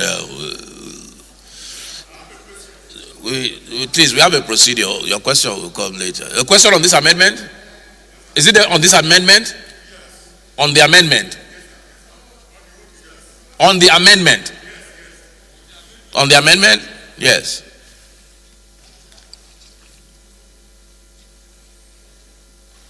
Thank you, Mr. Speaker, distinguished honorable colleagues. I remain Honorable Osai Nicholas Osai. I represent Doko Okwani Federal Constituency of Delta State. Yes, Mr. Speaker, in as much as the motion is targeted for not ridiculing the National Assembly. But the National Assembly have a duty, Mr. Speaker. The civil defense is under the budget head of National Assembly, under the budget head which we appropriate money to. So at any particular point in time, the opinion of this resolution of this House is pushed to defend the general people of this country. The civil defense must listen and listen attentively and carry out that particular resolution. Mr. Speaker, failing to carry out that resolution, it then means National Assembly means an opportunity to deal with such institutions that have violated our resolution. What's this got to do with the amendment? So my issue, what is wrong in the amendment is that the amendment is deleting prayer 1. Prayer 1 should be sustained. Why I'm saying that prayer 1 should be sustained? Our resolution must be made strong. No. That's not the procedure. Let's put his question, and then if you are going against his amendment, which sounds like what you are doing, then you vote against it. We don't debate amendments. We don't debate amendments. So, Honorable Minority Leader's amendment is to delete prayer 1 and retain prayer 2. Those in support, please say aye. Those against, please say nay. The nays have it. Honorable Maki.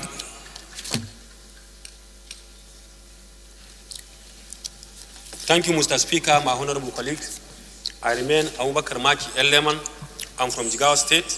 I represent Malamudur Kaugama Federal Constituency. My amendment here is 1, Roman 1 should be retained. Roman 2, you should remove the Committee on Interior and leave federal character. Because you don't be surprised, the Committee of Interior, they are fully involved.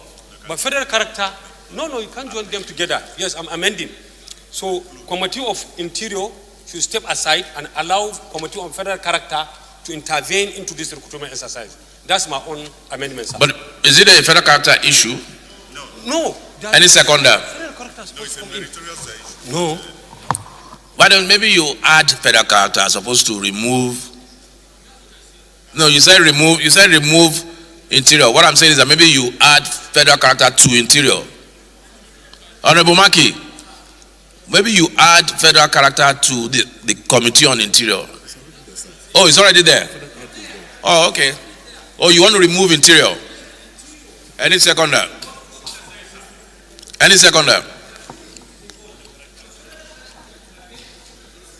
Okay, you're saying Committee of Interior is fully involved in the exercise. I know. Yes, sir. And we are all aware. We should not deny the fact. Any seconder? Yes. Let federal character be allowed them to do their own exercise. Any seconder? I agree that on the ad hoc committee. Honorable Soro.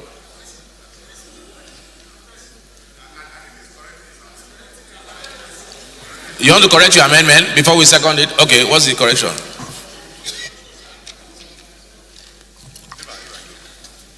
Yes. Sir, I want Mr. Speaker and the leadership of this House to maybe create an ad hoc committee that is going to be an independent to monitor the exercise, sir. I so move. I'm not sure this calls for, but so you have withdrawn the first amendment.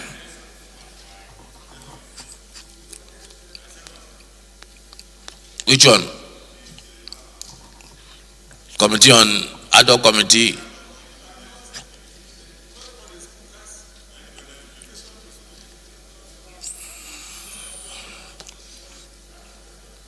If a matter touched on the committee on agreements and we want to start referring it to ad hoc, would that be acceptable to you? You're already in the arena.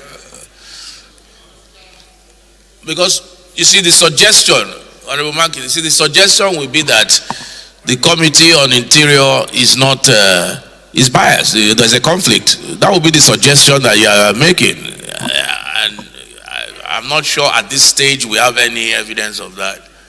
But if you want, if there is a seconder, what's your information? Go ahead, what's your information?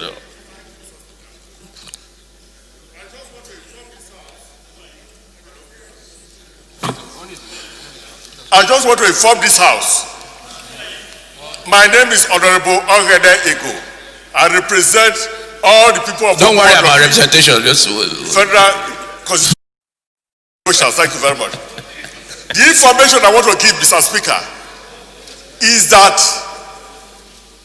WAEC, NECO, GC is computer-based. Therefore, anybody who wants to do examination who have this qualification to work already understand computer. So why are we saying that people cannot write for examination with computer? Whereas these people, for you to pass WAEC, NECO, GC, you use computer to pass it. It's computer-based. All those examinations are computer-based. All right.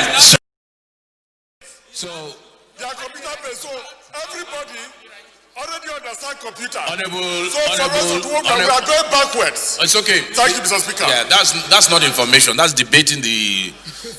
That's not information. I think you have a good point. You have a good point. You have a good point, but that's why we have the second prayer for investigation. I think the investigation will bring out all of those things.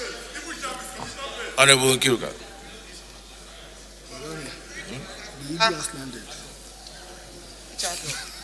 My name is Nkiruka Oyejocha. I represent the good people of Isukwatu Mundo Federal Constituency. Mr. Speaker, I'm from Abia State. Thank you for this opportunity.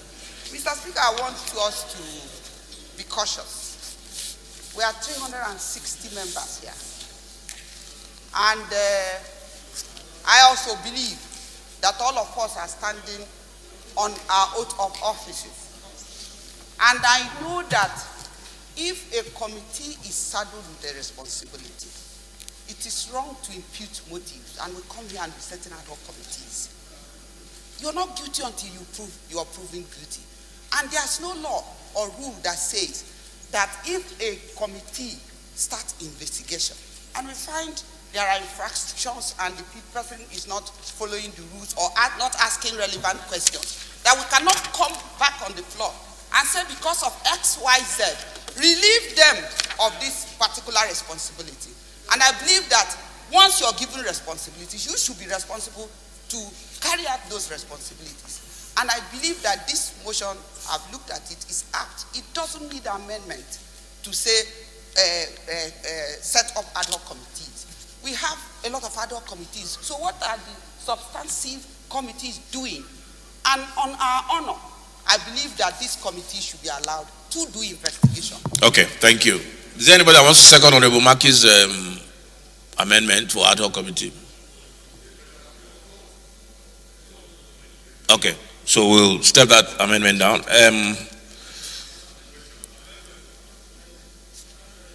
Honorable Mama, you have an amendment?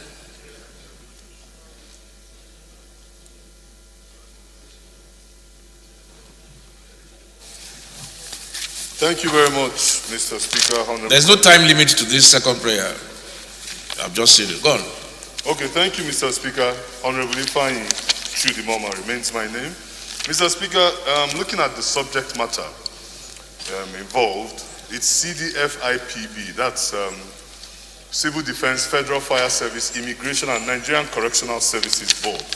And the second prayer says, mandate the committees on interior and federal character to monitor the CDFIPB recruitment exercise. I think maybe the proponent of this motion maybe missed out on the reformatory committee, because since the prisons is also involved in this via the Prison Services Board, I think the second prayer should read, mandate the committees on interior, federal character and reformatory institution to monitor the CDFIPB recruitment exercise and ensure compliance. So your amendment is to include in prayer 2, reformatory committee on reformatory services. Yes. Any seconder? Honorable Alims.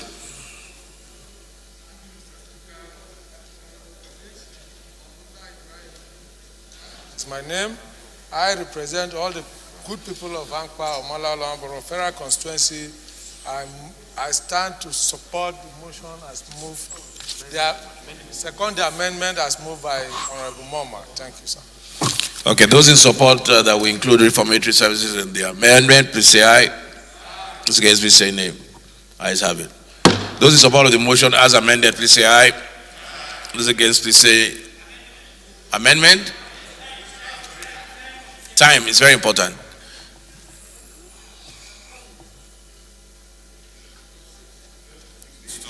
Thank you, Mr. Speaker, honorable colleagues. Ahmed Jaha, as usual, Chibok Damboa Goza, Federal Constituency.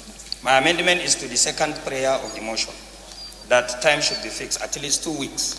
I report back to the House in 2 weeks. Okay, I think we should look at that again, knowing that we're going on break.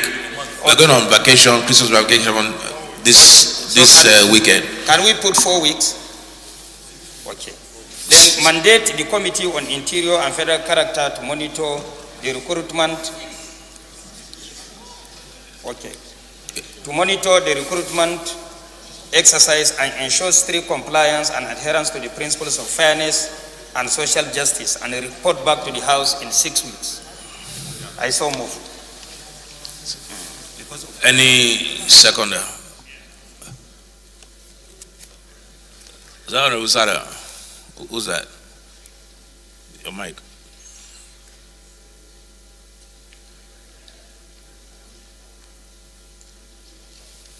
Mike.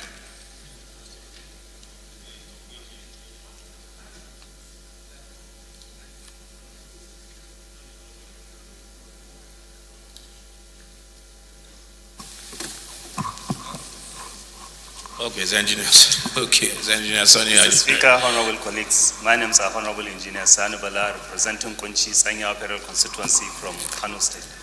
I rise to second the motion, the amendment as ably moved by Honorable Jaha. I so moved. Okay, amendment is that the committees be given 6 weeks to mandate to submit their report and conclude the investigation. Please, those in support, please say aye. Those against, please say nay. Ayes have it. Those in support of the motion as amended, please say aye. Those against, please say nay. Ayes have it.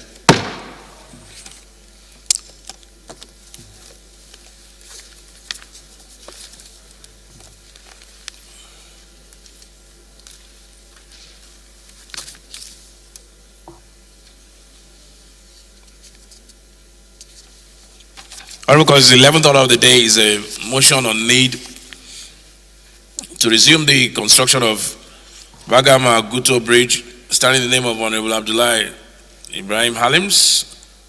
Honorable Halims is invited to move the motion.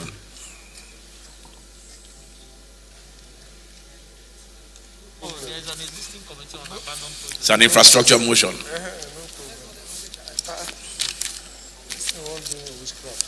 Go ahead.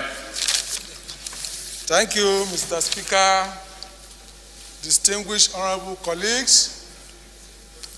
Honorable Abdullah Ibrahim Halims is my name.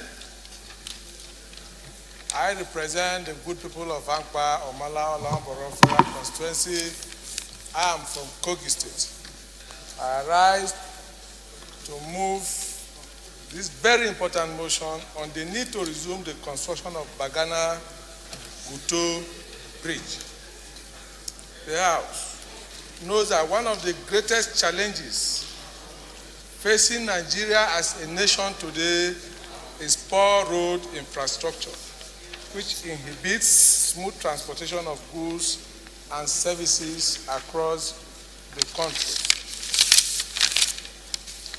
And also knows that the federal government and Kogi and Nasarawa State government entered into a tripartite agreement and awarded a contract to Mrs. Sweet Nigeria Limited in 2007 to construct a 90-kilometer road and a 2-kilometer bridge across River Niger to serve as a link to other parts of the country. Concerned that 13 years after its flag off, the project, which was awarded for 25 billion naira and was set to be completed within 2 years, has been abandoned by the contractor, Mrs. Sweet Nigeria Limited, and the subcontractor, NEDA, thereby denying the communities and adjoining towns in Kogi and Nasarawa states of infrastructural development. Also concerned that despite the economic advantages of the project, its completion is being frustrated. Further concerned that contractors handling the project have since moved their equipment from the site, and the Federal Ministry of Works and Housing has not been able to locate their whereabouts for further discussions as regards completing the project.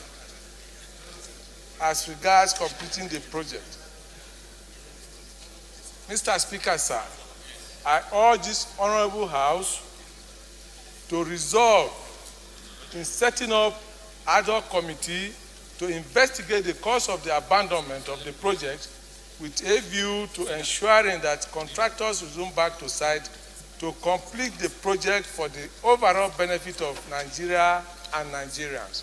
I so resolve. I so move. Thank you, Mr. Speaker. Amendment. Honorable Ari, you want a second?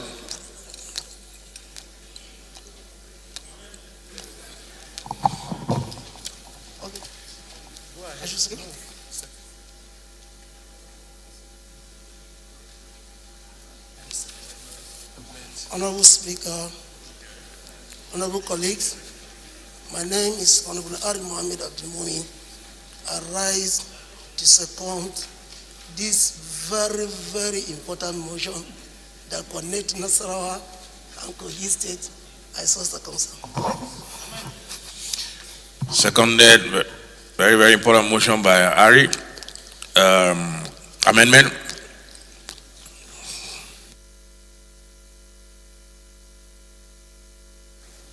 Thank you, Mr. Speaker. I remain Honorable Ndodi Godwin Elmelu, and I represent the good people of our North Shimili Federal Council from Delta State.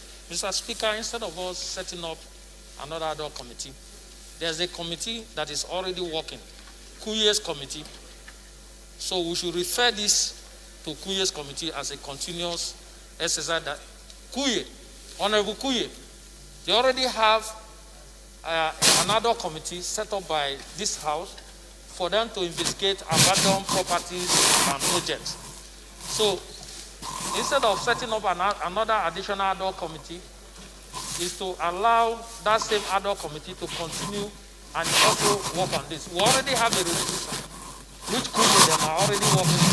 So this is just to match this resolution together with the that is my amendment. Okay, thank you. Honorable Ari, what's that?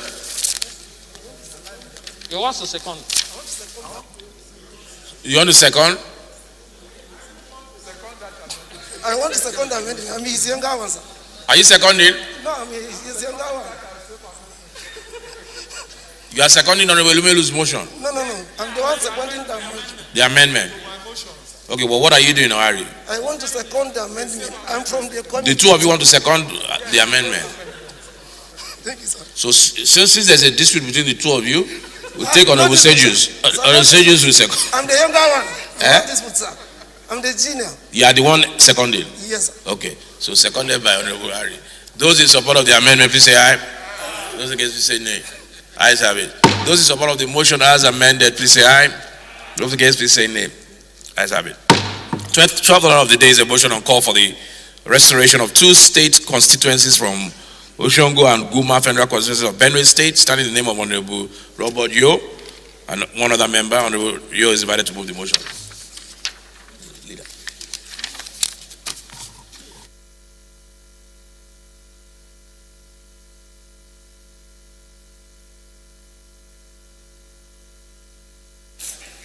I speak for the people of Kwande and Oshongo.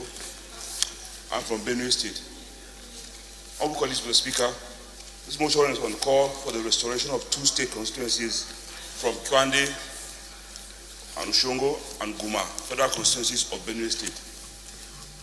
House notes that the decision of the Federal High Court in Abuja on the 13th of January 2005 in the case of Oshongo local government versus INEC, in which the court ordered the Independent National Electoral Commission to restore the suppressed matter and Bagua state constituencies of Oshongo local government of Benue State. The House also notes that the decision of the Supreme Court on the 10th of October 2018, in the case of INEC versus Guma local government and 2 others, wherein the Apex Court confirmed the decision of the Court of Appeal delivered on the 16th of June 2015 on the immediate restoration of Agasha State constituency in Guma local government of Benue State. House recalls that subsequent to the said decision of the Federal High Court and that of the Supreme Court on the restoration of Mata and Bagua and also Agasha State constituencies respectively, and upon the request of INEC, the House of Representatives and the Senate on the 14th, 21st, and 28th of May 2019, respectively passed a concurrent resolution approving the restoration of 2 state constituencies for Mata and Bagua from Oshongo and Agasha State constituencies of Guma, local government of Benue State, in compliance with the orders of courts and provisions of Section 115 of the Constitution of Federal Republic of Nigeria as amended. Also recall that due to the dissolution of the 8th Assembly, the concurrent resolutions for the restoration of 2 suppressed constituencies for Oshongo and Agasha from Guma could not be transmitted to INEC for implementation, hence the need for another resolution for the exercise in concordance with the orders of court and compliance of Section 91 and 115 of the 1999 Constitution as amended. Cognizant that the delay in complying with the orders of Federal High Court and Supreme Court in the restoration of Mata and Bagua, and that the aberration, complying with the order of Federal High Court and Supreme Court in the restoration of Mata and Bagua state constituencies is a constitutional aberration against the provision of Section 91 and 115 of the 1999 Constitution, and has over the years unjustly denied the people of Mata and Bagua and Agasha their due representation in the Benue State House of Assembly. House resolved, approve the restoration of Mata State constituency from Oshongo State constituency as directed by the Federal High Court, which will be comprised of the following words: Ike of Bagba, Bagwaza, Baye, and Utango. House resolved to approve the restoration of Bagua State constituency for Oshongo State constituency as directed by the Federal High Court, which will be comprising of Atikese, Lese, Baka, Banyam, Bawe, and Bakua. House also approved the restoration of Agasha State constituency by altering the boundaries of the current Guma State constituency to create 2 state constituencies, namely Agasha State constituency comprising of Mbagel, Nzoro, Kambe, Abinse council wards, and Guma State constituency comprising of Uvi, Baduem, Babai, Bawa, Niev, and Baye, Yandev council wards. Urge the Independent National Electoral Commission to comply with the resolutions and ensure the restoration of Matambagua State constituencies from Bushongo and Agasha State constituencies from Honorable Limbs, Honorable Gale, come to your seat. From the next assembly in compliance. Take permission first. Come to your seat. Come to your seat. And in compliance of quickly. In accordance with Section 115 of the Constitution of the Federal Republic of Nigeria as amended. Honorable colleagues, Mr. Speaker, I so move.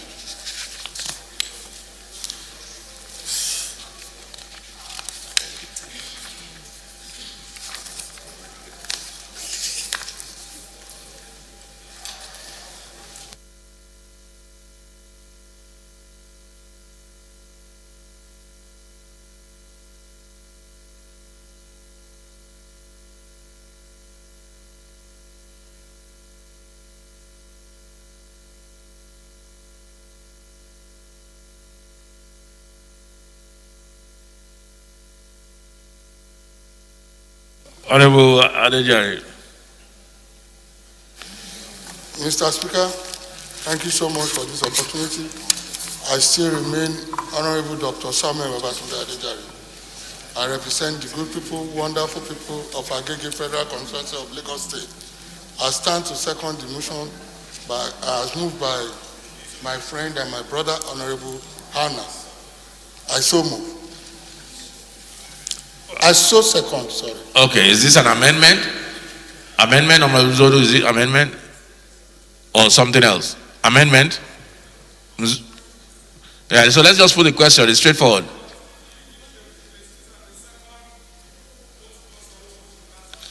No, we have to go to committee of supply. So, what did you want to add to it? So, say something. Say something.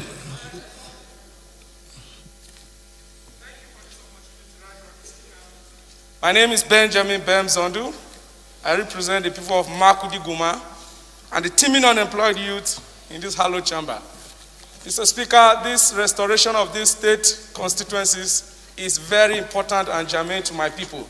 As we speak, most of our people are denied representation in the Benue State House of Assembly because of the lack of this very decision that INEC is supposed to have carried on since 2005. In the 8th Assembly, a resolution was passed by this House to make sure that INEC complied by conducting the elections in 2019, but INEC could not comply with that decision. And that is the reason why we are bringing it back to the House and praying that this House enforce this decision and resolution on the INEC so that in the next elections for state assemblies, Mata, Mbagwa State Constituency and Agasha State Constituency are restored in the Benue State House of Assembly. Thank you for this opportunity, sir.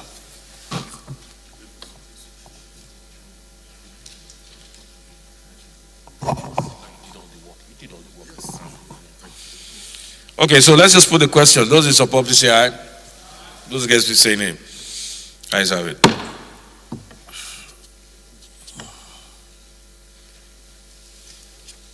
The 13th order of the day is a motion on need to address the deteriorating infrastructural lack of basic amenities and inhuman treatment of patients at Lagos University Teaching Hospital. Standing in the name of Honorable Obanikoru. Honorable Obanikoru is invited to move the motion.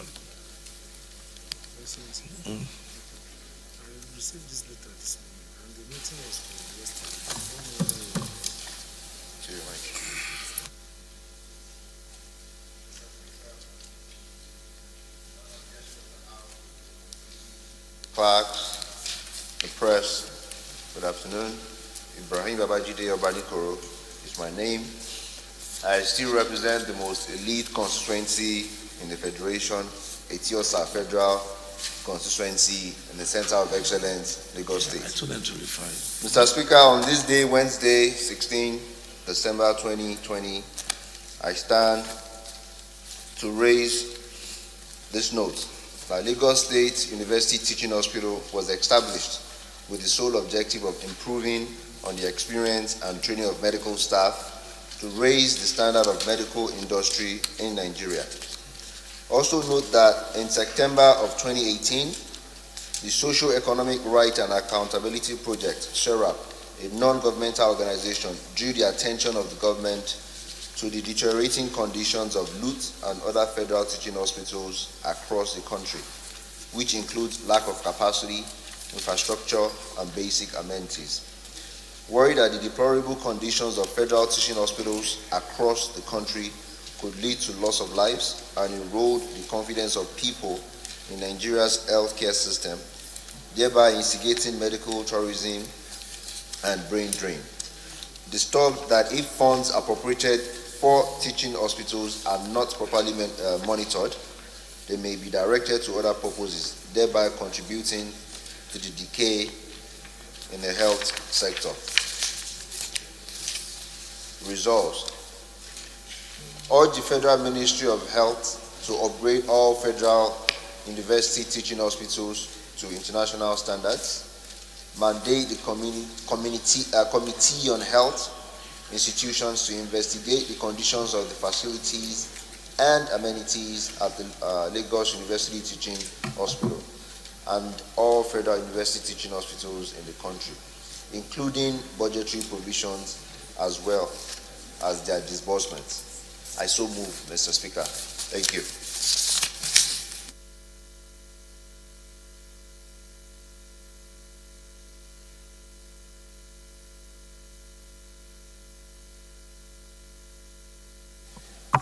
Honorable Kalu.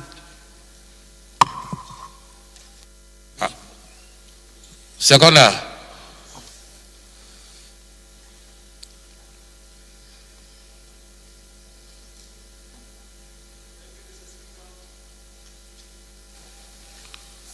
Use the other one. Thank you, Mr. Speaker. My respected colleagues, I remain Umar Abdulkadir Seriki. I speak for the people of Katago Federal Constituency. Mr. Speaker, I am from Bauchi State. I rise to second the motion as moved by Honorable Ibrahim Babajide Obanikoro. I so second.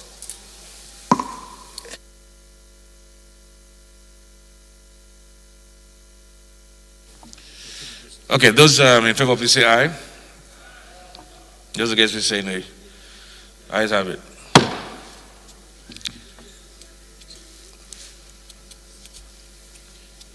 The 14th order of the day is a motion calling on the federal government to revisit the embargo on employment and federal universities, standing in the name of Honorable Oluga.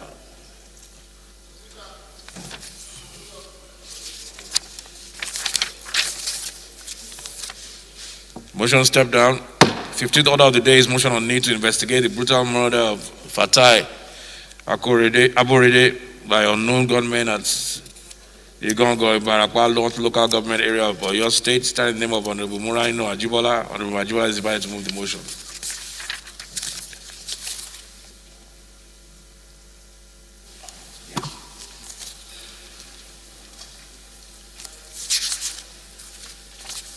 Thank you very much, our Right Honorable Speaker,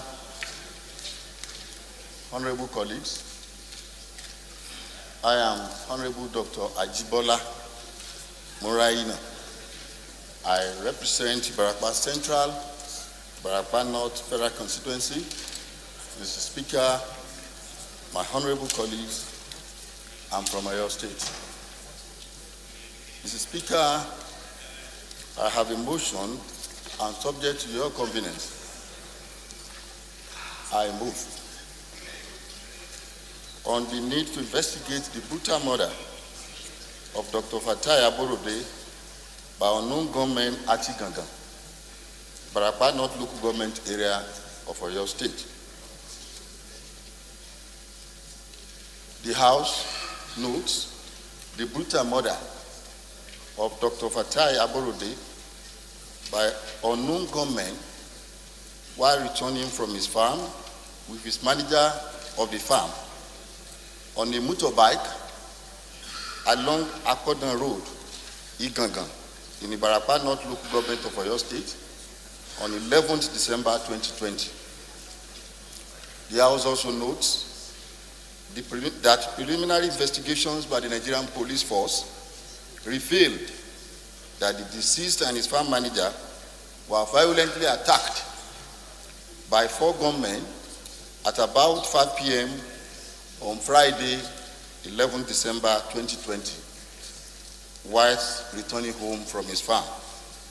But while the deceased allegedly sustained gunshots and machete wounds, his manager escaped. The House is aware that Dr. Fatai Aborode was an eminent indigene of Oyo State, a grassroots politician par excellence, and a successful businessman who owned Kufa Yakun Green Treasures Limited, a commercial farm. The House is also aware that when the deceased was attacked, some spirited individuals in the area tried to rescue him by conveying him to the nearest medical facility to save his life. But unfortunately, he died while being rushed to the hospital in Igbora. The House is concerned that the killing of Dr. Fatai Aborode is one of the numerous of such incidents. At this axis of Oyo State has been prone to violent attacks by criminal elements, which resulted in the deaths of indigents and the abandonment of farmlands. The House is cognizant that the level of insecurity is attributed to the inability of security operatives to secure the area, a development that negates the provisions of Section 14(2) of the Constitution of the Federal Republic of Nigeria 1999 as amended, which provides that the security and welfare of the people shall be the primary purpose of government. The House is disturbed that the Nigerian police force has not been able to track down the assailants for prosecution. And if they are not brought to book, residents of the area may be compelled to take the law into their hands, which may heighten the already tensed security situation in the area. The House resolves, 1, to observe a minute's silence in honor of the deceased. 2, condemn the brutal murder of Dr. Fatai Aburude by bandits, criminals, and unknown gunmen at Igangan, Oyo State, on 11 December 2020. 3, the House resolves to console with the family, friends, the entire people and government of Oyo State for the irreparable loss. The House resolves to urge the Inspector General of Police to intensify investigation of the case to identify those responsible for the murder of Dr. Fatai Aburude, for the law to take its course. The House resolves to also urge the Inspector General of Police to review the security architecture of Ibarapa Central, Ibarapa North Federal Constituency, Oyo State, and indeed Nigeria as a whole, with a view to stemming a recurrence of similar incidents. The House resolves to further urge the Inspector General of Police to deploy more police personnel to Ibarapa Central, Ibarapa North Federal Constituency, and indeed Oyo State, to provide adequate security for lives and properties. Finally, the House resolves to mandate the Committee on Police Affairs to... Is Honorable Kuya here? Honorable Kuya, please approach. Finally, the House resolves to mandate the Committee on Police Affairs to ensure compliance and report back within 2 weeks for further legislative action. The Right Honorable Speaker, my honorable colleagues, I beg to move in terms of my motion papers. I so move, Mr. Speaker. Thank you. Second.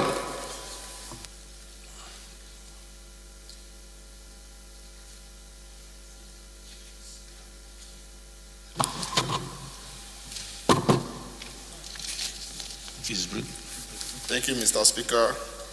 Thank you, honorable colleagues. I remain Vincent Ekene Ofmedo. I represent Oyi Ayam Federal Constituency of Anambra State. Mr. Speaker, I rise to second the motion heavily moved by my colleague and my good friend, Honorable Ajibola. I so second, Mr. Speaker. Thank you, honorable colleagues.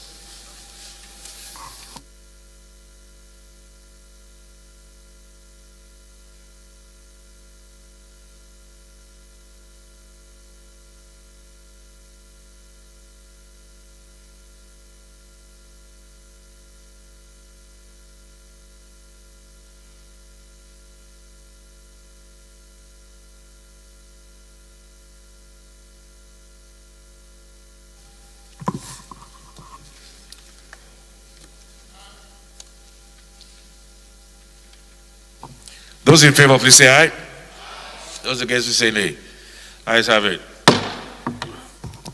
16th order of the day is consideration of a bill for an act to amend the Appropriation Act 2020 to extend the expiration period of capital expenditure in the act beyond 31st December 2020, and for related matters, honorable members will recall that the bill was committed to the Committee of Supply on Wednesday, 16 December 2020. House Leader will move for its consideration.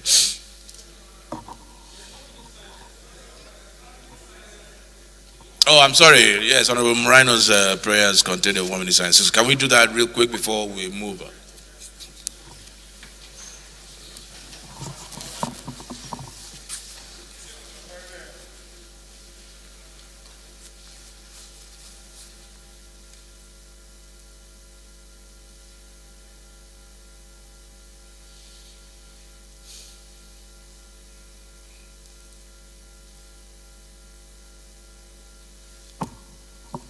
May the soul of the departed rest in peace.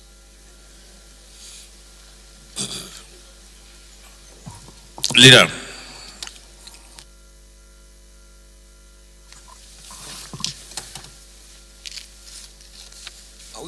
straight to the Committee of Supply?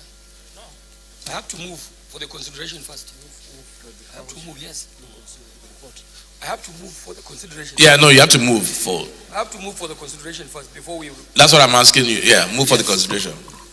Sorry, you know the minority leader is not yet here, so he may not know the ropes.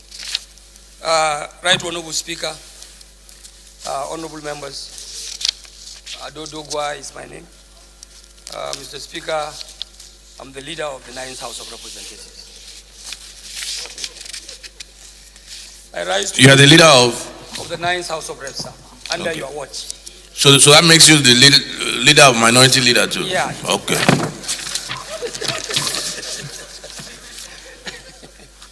That is what it implies, sir. Right Honorable Speaker, honorable members, I rise to move for the consideration of report of a bill for an act to amend the Appropriation Act 2020 to extend the expiration period of capital expenditure in the Act beyond 31st December 2020 and for related matters, HB 1194. Mr. Speaker, honorable members, I so move. Minority leader, do you want to second your leader's motion?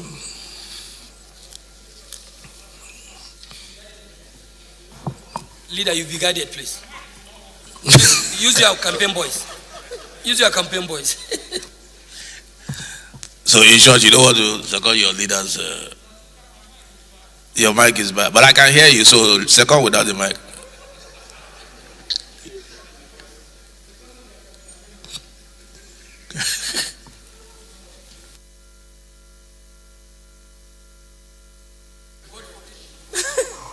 Thank you, Mr. Speaker.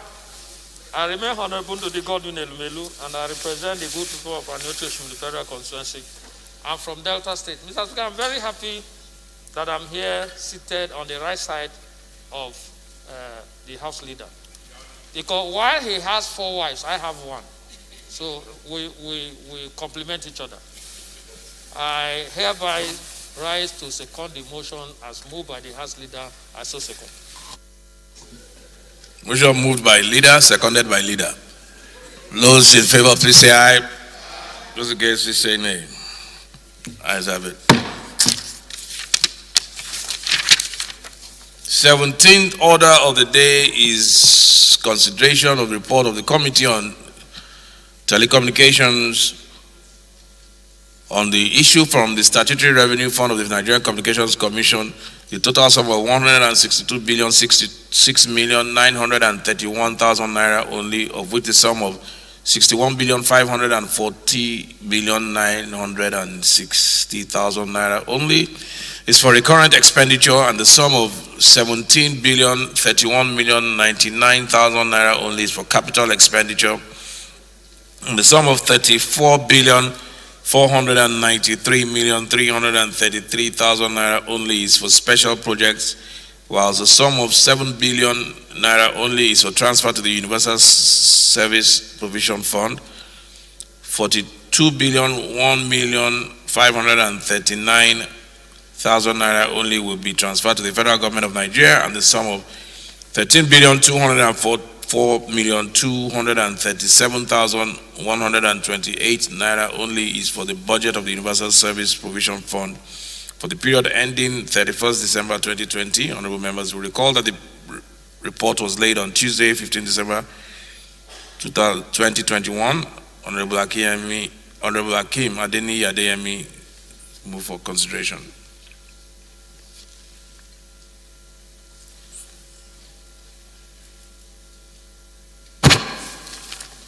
Thank you, Mr. Speaker.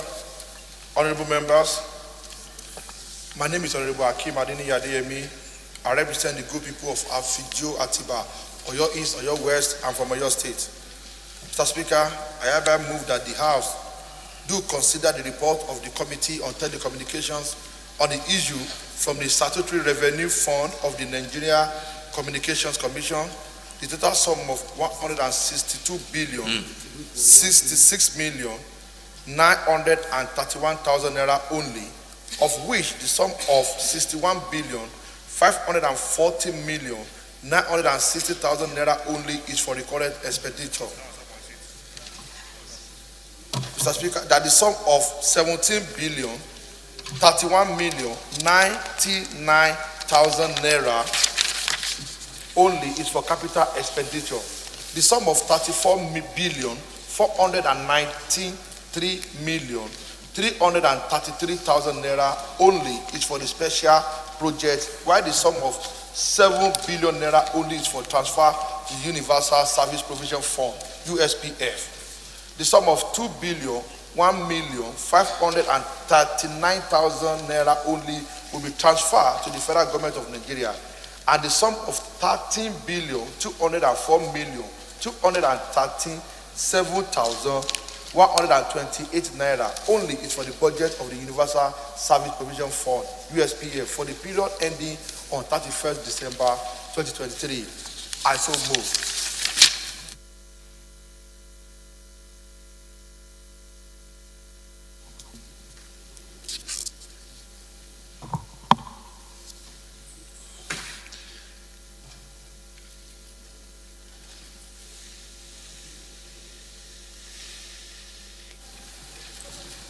Thank you very much, Mr. Speaker. Distinguished honorable members, I'm Rep. Ibrahim Ayokunle Isiaka. I speak for and on behalf of the good people of this Iwikoro Federal Constituency. Mr. Speaker, I'm from Ogun State. I rise to second the proposed budget motion as ably moved by the chairman of the Telecom Committee, Honorable Akim. I so second, Mr. Speaker. Thank you. Those in favor, please say aye. Those against, please say nay. Ayes have it. The 18th order of the day is consideration of report of the Committee on Finance on a bill for an act to amend selected legislations, finance, and for related matters. Honorable members will recall that the report was laid on Tuesday, 15 December 2020, Honorable James Abiodun Faleke to move for its consideration. No, his deputy is here, SMA. Honorable Abdullahi. No.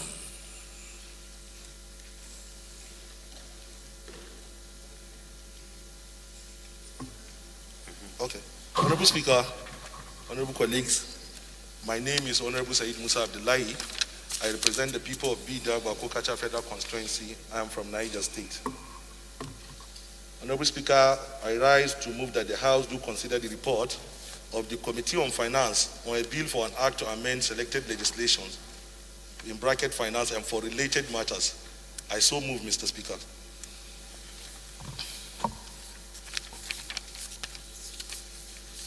Honorable Jerry.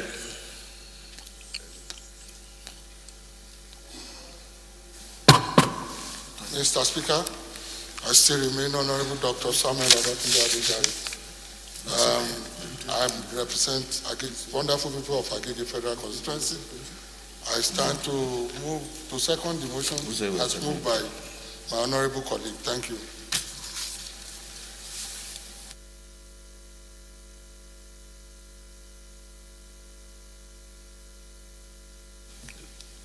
Okay, those in support, please say aye.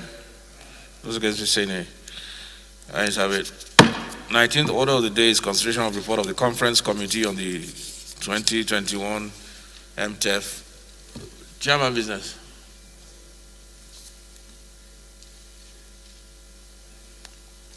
Thank you, Mr. Speaker. I am Abubakar Samfulata. I represent Berniwa Kirika Samaguri Federal Constituency. Mr. Speaker, from Jigawa State. Mr. Speaker, I move that items number 19 and 20 on the order paper be stepped down by the leave of the House. I so move, Mr. Speaker. Step down by leave of the House.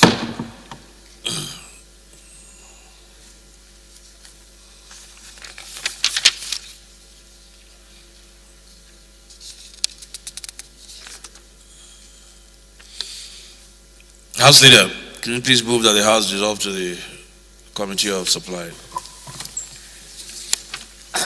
Thank you, Right Honorable Speaker, honorable members. Honorable Ado Dogwa is my name.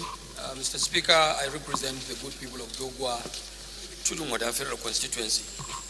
I am from Kano State. Right Honorable Speaker, honorable members, I do move that the House do resolve to the Committee of Supply to consider reports.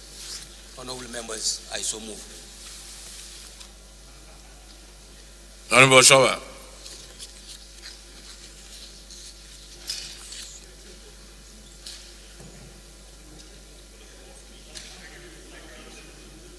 Distinguished colleagues, my name is Olumide Oshoba, representing Abeokuta North, Bafemode, and Oredo Federal Constituency. I second the motion as ably moved that we resolve to committee of the whole. I so move. Thank you. Those in favor, please say aye. Those against, please say nay. Ayes have it. House hereby resolves to the Committee of Supply.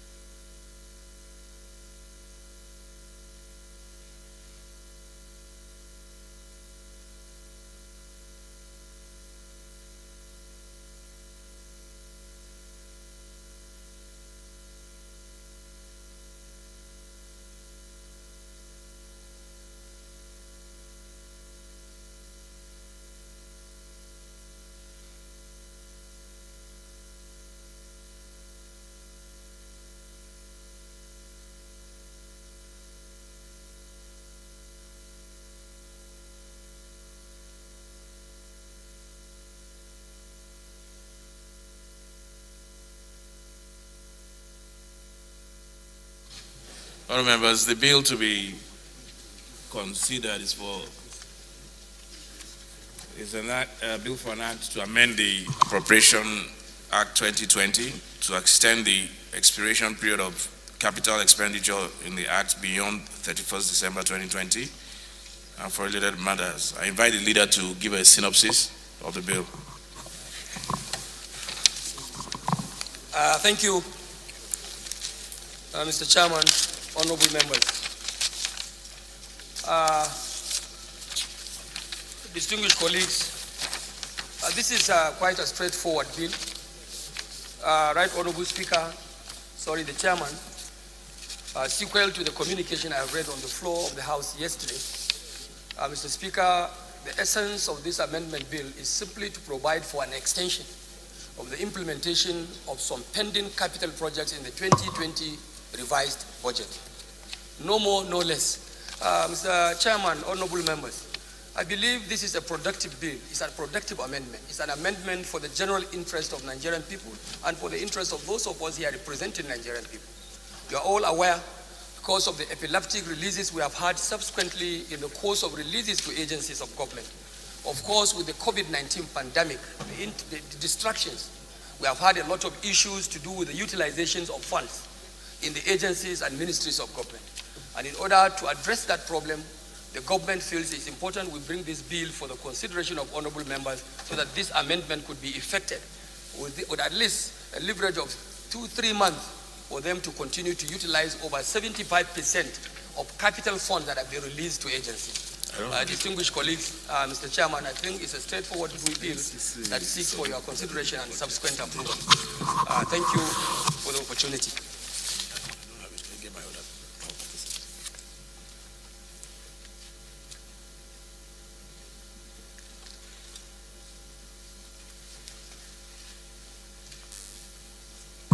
So, Minority Leader, okay. Yeah, I think in addition to his submission, I think it's important that we add so that the public is not misled to think that we are tinkering with the calendar that we had already started. This is an exceptional case. Call it doctrine of necessity because of COVID. And given that we lost about 4 months due to COVID. That is why the House, just like he said, that represent our people, are conscious of the fact that our people will lose the infrastructural development if this extension is not given. So the essence of this is to take care of those gaps. So it's not as if it should be a recurring issue. I just felt that we should make it very clear so that the public is not misguided.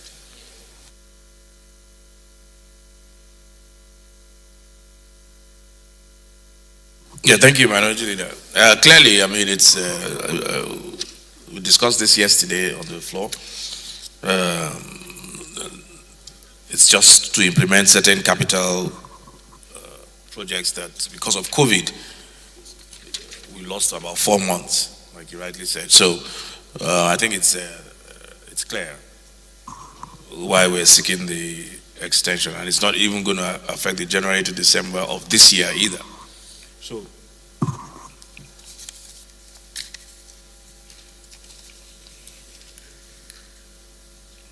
So the question is that the clause stands part of the amendment, part of the bill, 2020 appropriation bill. Those in support, please say aye. Those against, please say no.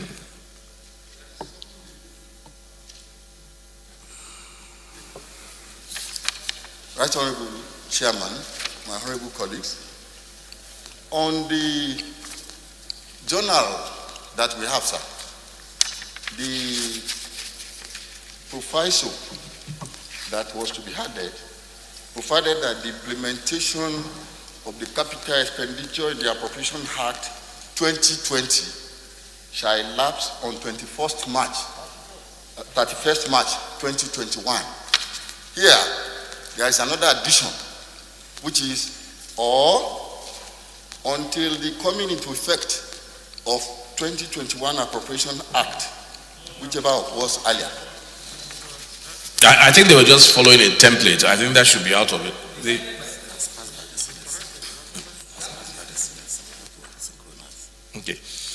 Okay, I've just been, unfortunately, I don't think that should have been the case, but apparently that was as passed by the Senate. Yes, the template, and then the Senate apparently added that. And now if we have a different version, we will have to, it will delay further. So we know the budget by God's will be passed by December 31st. So that provision is not necessary, but because that's what is in the Senate version, we'll just take it like that. So I think, so there are 2 different versions now. Yes, sir. So the clause we're trying to amend, the amendment will include what is in the journal, the Senate version. So those are, so what we say aye. Just guess we say the ayes have it. The second report to be considered is that of the Committee on Telecommunications on the issue from the Statutory Revenue Fund of the Nigerian Communications Commission, the total sum of 166,066,931,000 naira only, of which the sum of 61,540,960,000 naira only is for the recurrent expenditure, and the sum of 13,031,099,000 naira only is for capital expenditure, and the sum of 34,493,333,000 naira only is for special projects, while the sum of 7 billion naira only is for transfer to the Universal Service Provision Fund. For the 2,1,539,000 naira only will be transferred to the federal government of Nigeria, and the sum of 13,204,237,128 naira only is for the budget of the Universal Service Provision Fund for the period ending 31st December 2021. Honorable Adeyemi will give us a synopsis of the report.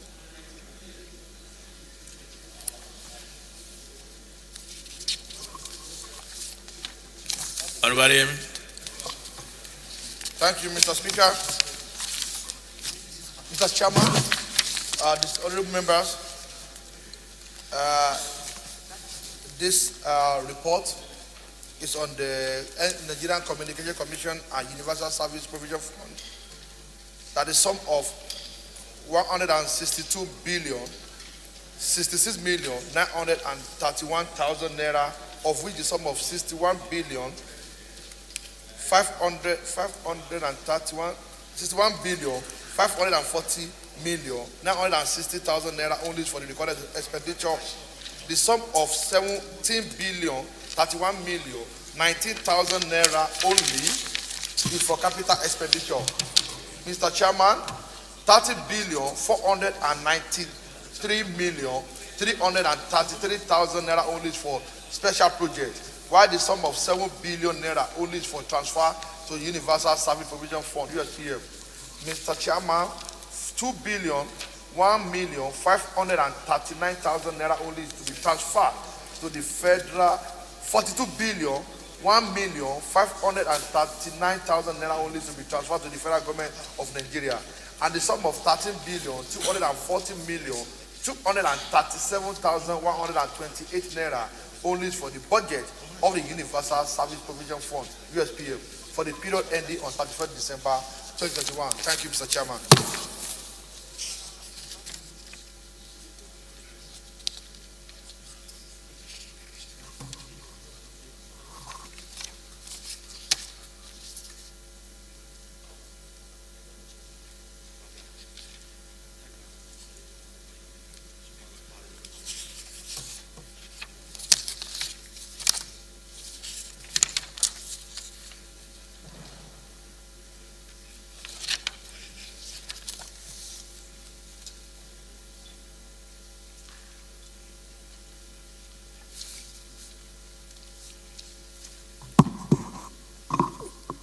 Thank you, Honorable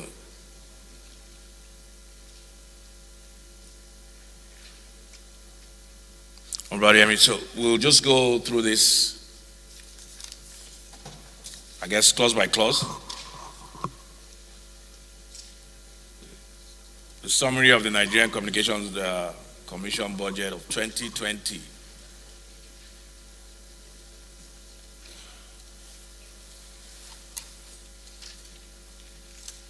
The summary is 162 billion 66,931,000. That sum be part of Naira, stand part of the schedule. Those in favor? Aye. Those against? So we'll go to it item by item. A, carried. B, plus capital expenditure C, D,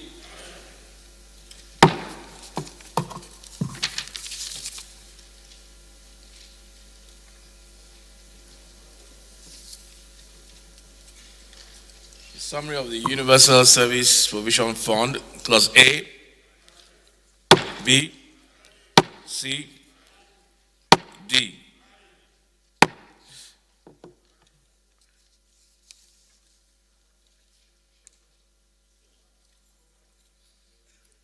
So the total budgeted expenditure for the year 2020 is 13,204,237,128 naira only. Carried.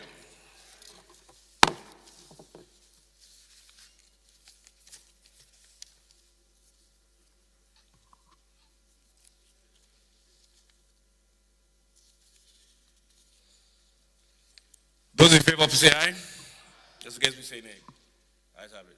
The third report to be considered is that of the Committee on Finance on a bill for an act to amend Selected legislations, finance, and for related matters, I invite Honorable James Abiodun Falike to give the synopsis, please.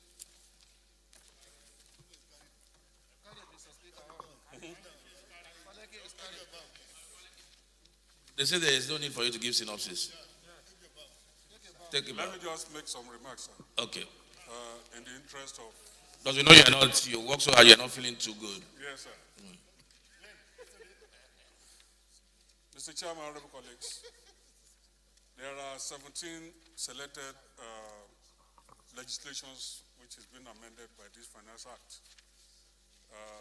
The capital gain tax, company income tax, industrial development income tax, personal income tax, tertiary education trust fund, customs and excise duties tariff, value-added tax, stamp duty act, electronic transaction levy, Federal Inland Revenue Service Establishment Act, Nigeria Export Processing Zone, Oil and Gas Export Processing Zone, Crisis Intervention Act, Unclaimed Funds Trust Fund, Companies and Allied Matters Act, Fiscal Responsibility Act, and Public Procurement Act.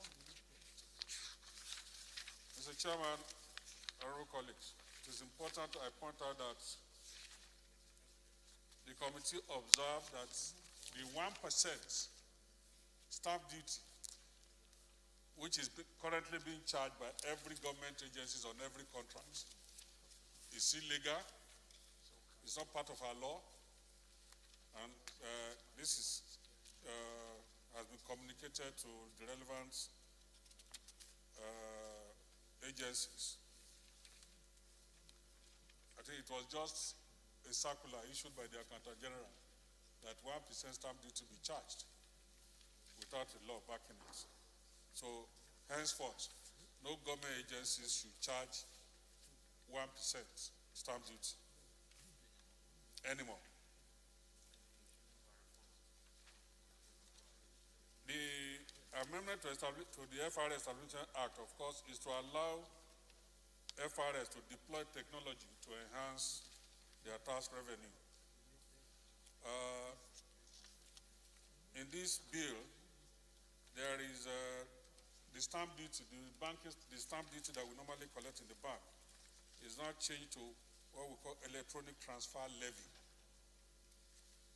It's electronic transfer levy. And this levy will be shared with states getting 85% and the federal government getting 15% based on derivation. It's also important to say that the amendment before us has positioned NIPOST to solely produce adhesive stamps and sell to any agency of government. It's also important to say that the amendment before us in terms of auto policy has reduced the import duty on vehicles to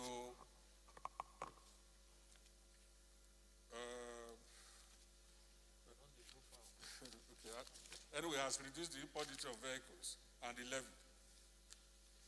Again, the aviation industry, very important. There was a waiver by the Federal Executive Council to the aviation sector in terms of spare parts and all the rest. But Customs has refused to comply with that. And so it has been brought into this law. It is now a law that the aviation industry will no longer pay VAT and custom duties.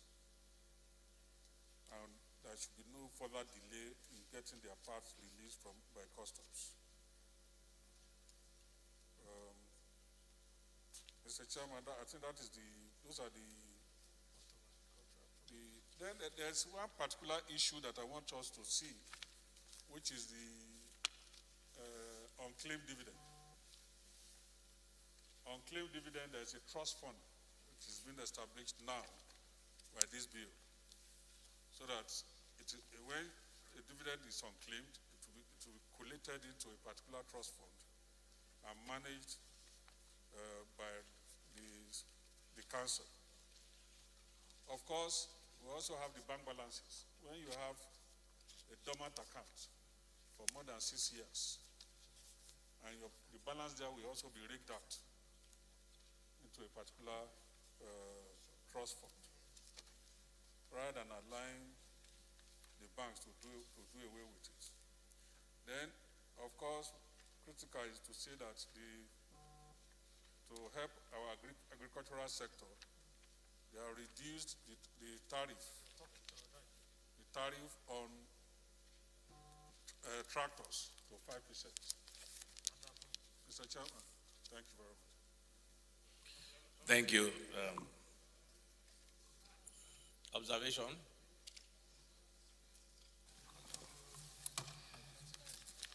Thank you very much, Mr. Chairman. Appreciating that well-presented report. But during the course of the discussion, he did mention about the 85% for states and 15% for federal government based on derivation. Where derivation is mentioned, local government is the third tier of the government. I don't know if we have consolidated the 85% to mean states and local governments. I'm not sure the proper procedure will be, when we get to that clause, you can raise whatever observation.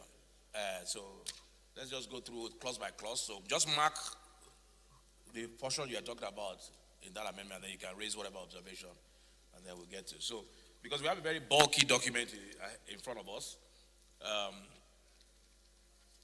we're going to be a little bit innovative. We'll just go, we can't take this clause by clause, about almost 200 pages. So clause 1 to clause 10. 10 to 20.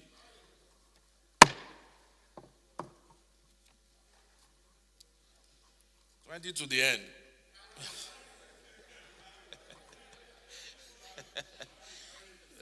No. Let's give people a chance. 20 to 30.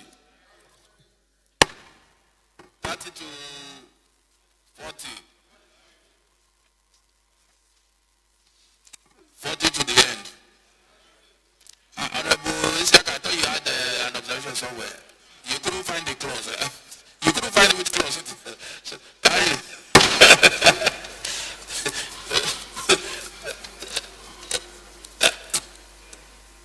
So those in support of Israel, please say aye. Those against, please say nay. Ayes have it.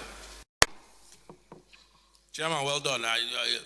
You are permitted to leave. I know you are not feeling good at all.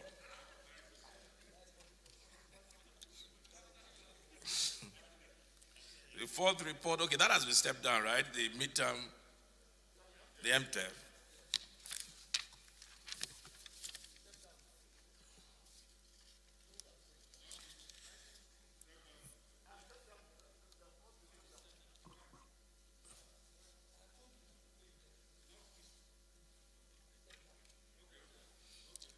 Okay. House Leader, remove that the House revert to plenary. Thank you, Mr. Chairman. Honorable Ado Dogwa is my name. Mr. Chairman, honorable members, I represent the people of Dogwa, Chilungwada Federal Constituency. Honorable members, I'm from Kano State. I move as directed by the Chairman that the House do revert to plenary to report progress. Thank you. House hereby reverts to plenary.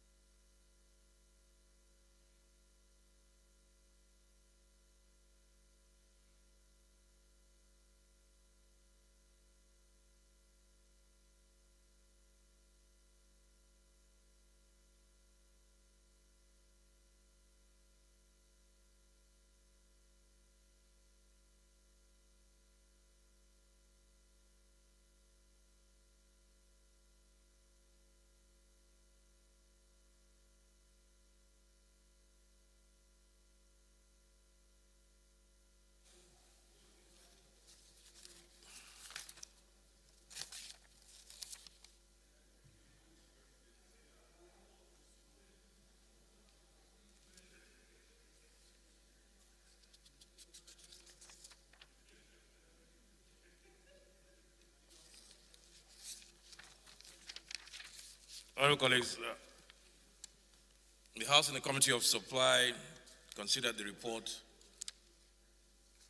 on a bill for an act to amend the Appropriation Act 2020 to extend the expiration period of capital expenditure in the Act beyond 31st December 2020 and for related matters, and approved clauses 1 and 2, the explanatory memorandum, and the long title of the bill. Honorable Kuye, take your seat.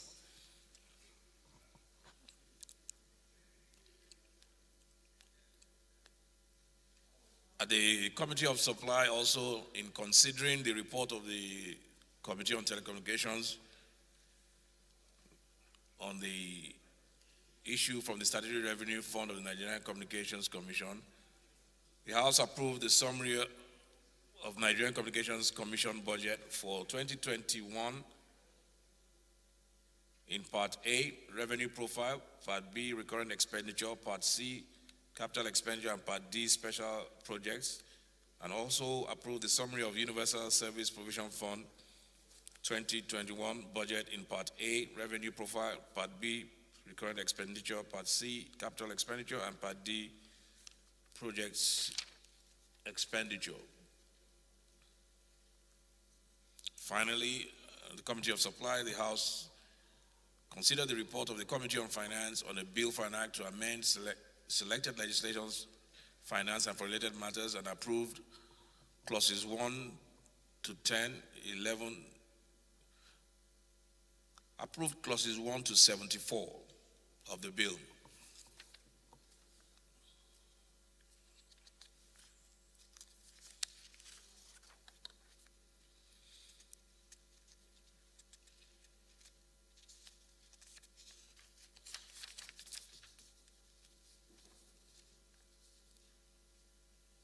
Honorable Leader, can you move for adoption, please? Thank you, Mr. Speaker. I rise to move that the House do adopt the report of the Committee of Supply as reported to Plenary. Thank you. Honorable Sejus. Thought I saw him.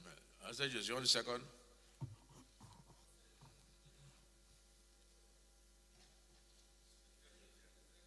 Thank you, Mr. Speaker. I'm Sejus Ose Ogun. I represent Eastern Northeast, Eastern Southeast.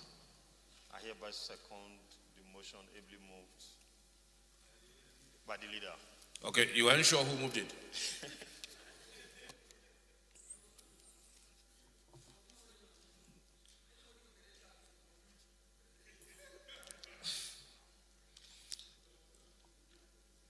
What about the Honorable Alims that was wearing a red dress? You saw him earlier.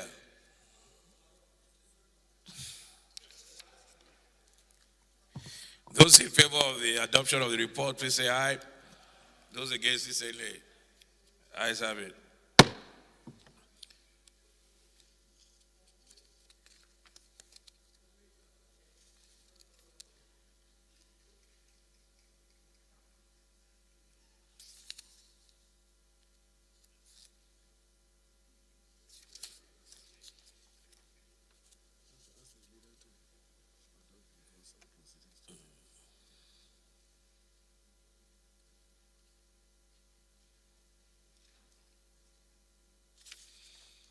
Leader, can you adopt the votes and procedures for today so that we can have this amendment in the Appropriation Act against you tomorrow?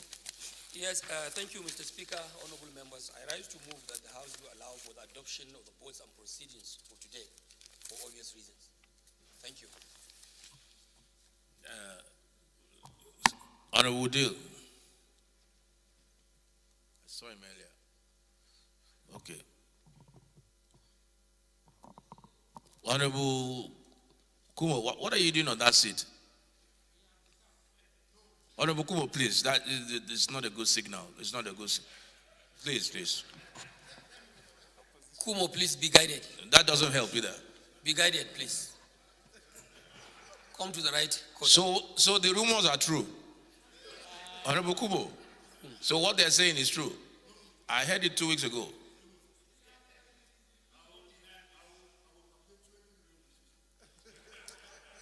Mr. Speaker, I have also received a communication from the APC headquarters about Kumo.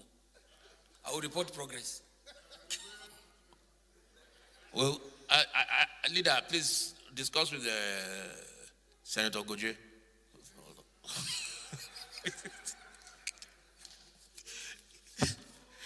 2 seconds.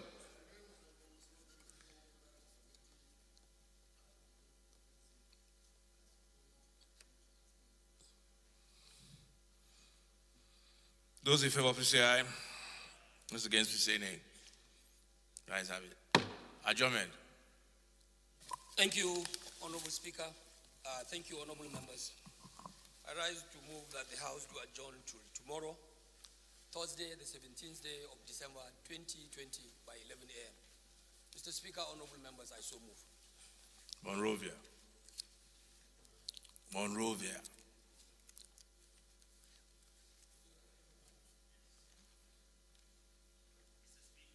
Honorable colleagues, my name is Mukhtar Ahmed, popularly known or politically known as Monrovia. I represent Kaduna South Federal Constituency. I second the motion moved by the leader that the House be adjourned until tomorrow, the 17th of December, 2020. I so second. Okay, before I put the question, very quickly, I've always wondered, why are you called Monrovia? I'm sure many members want to know.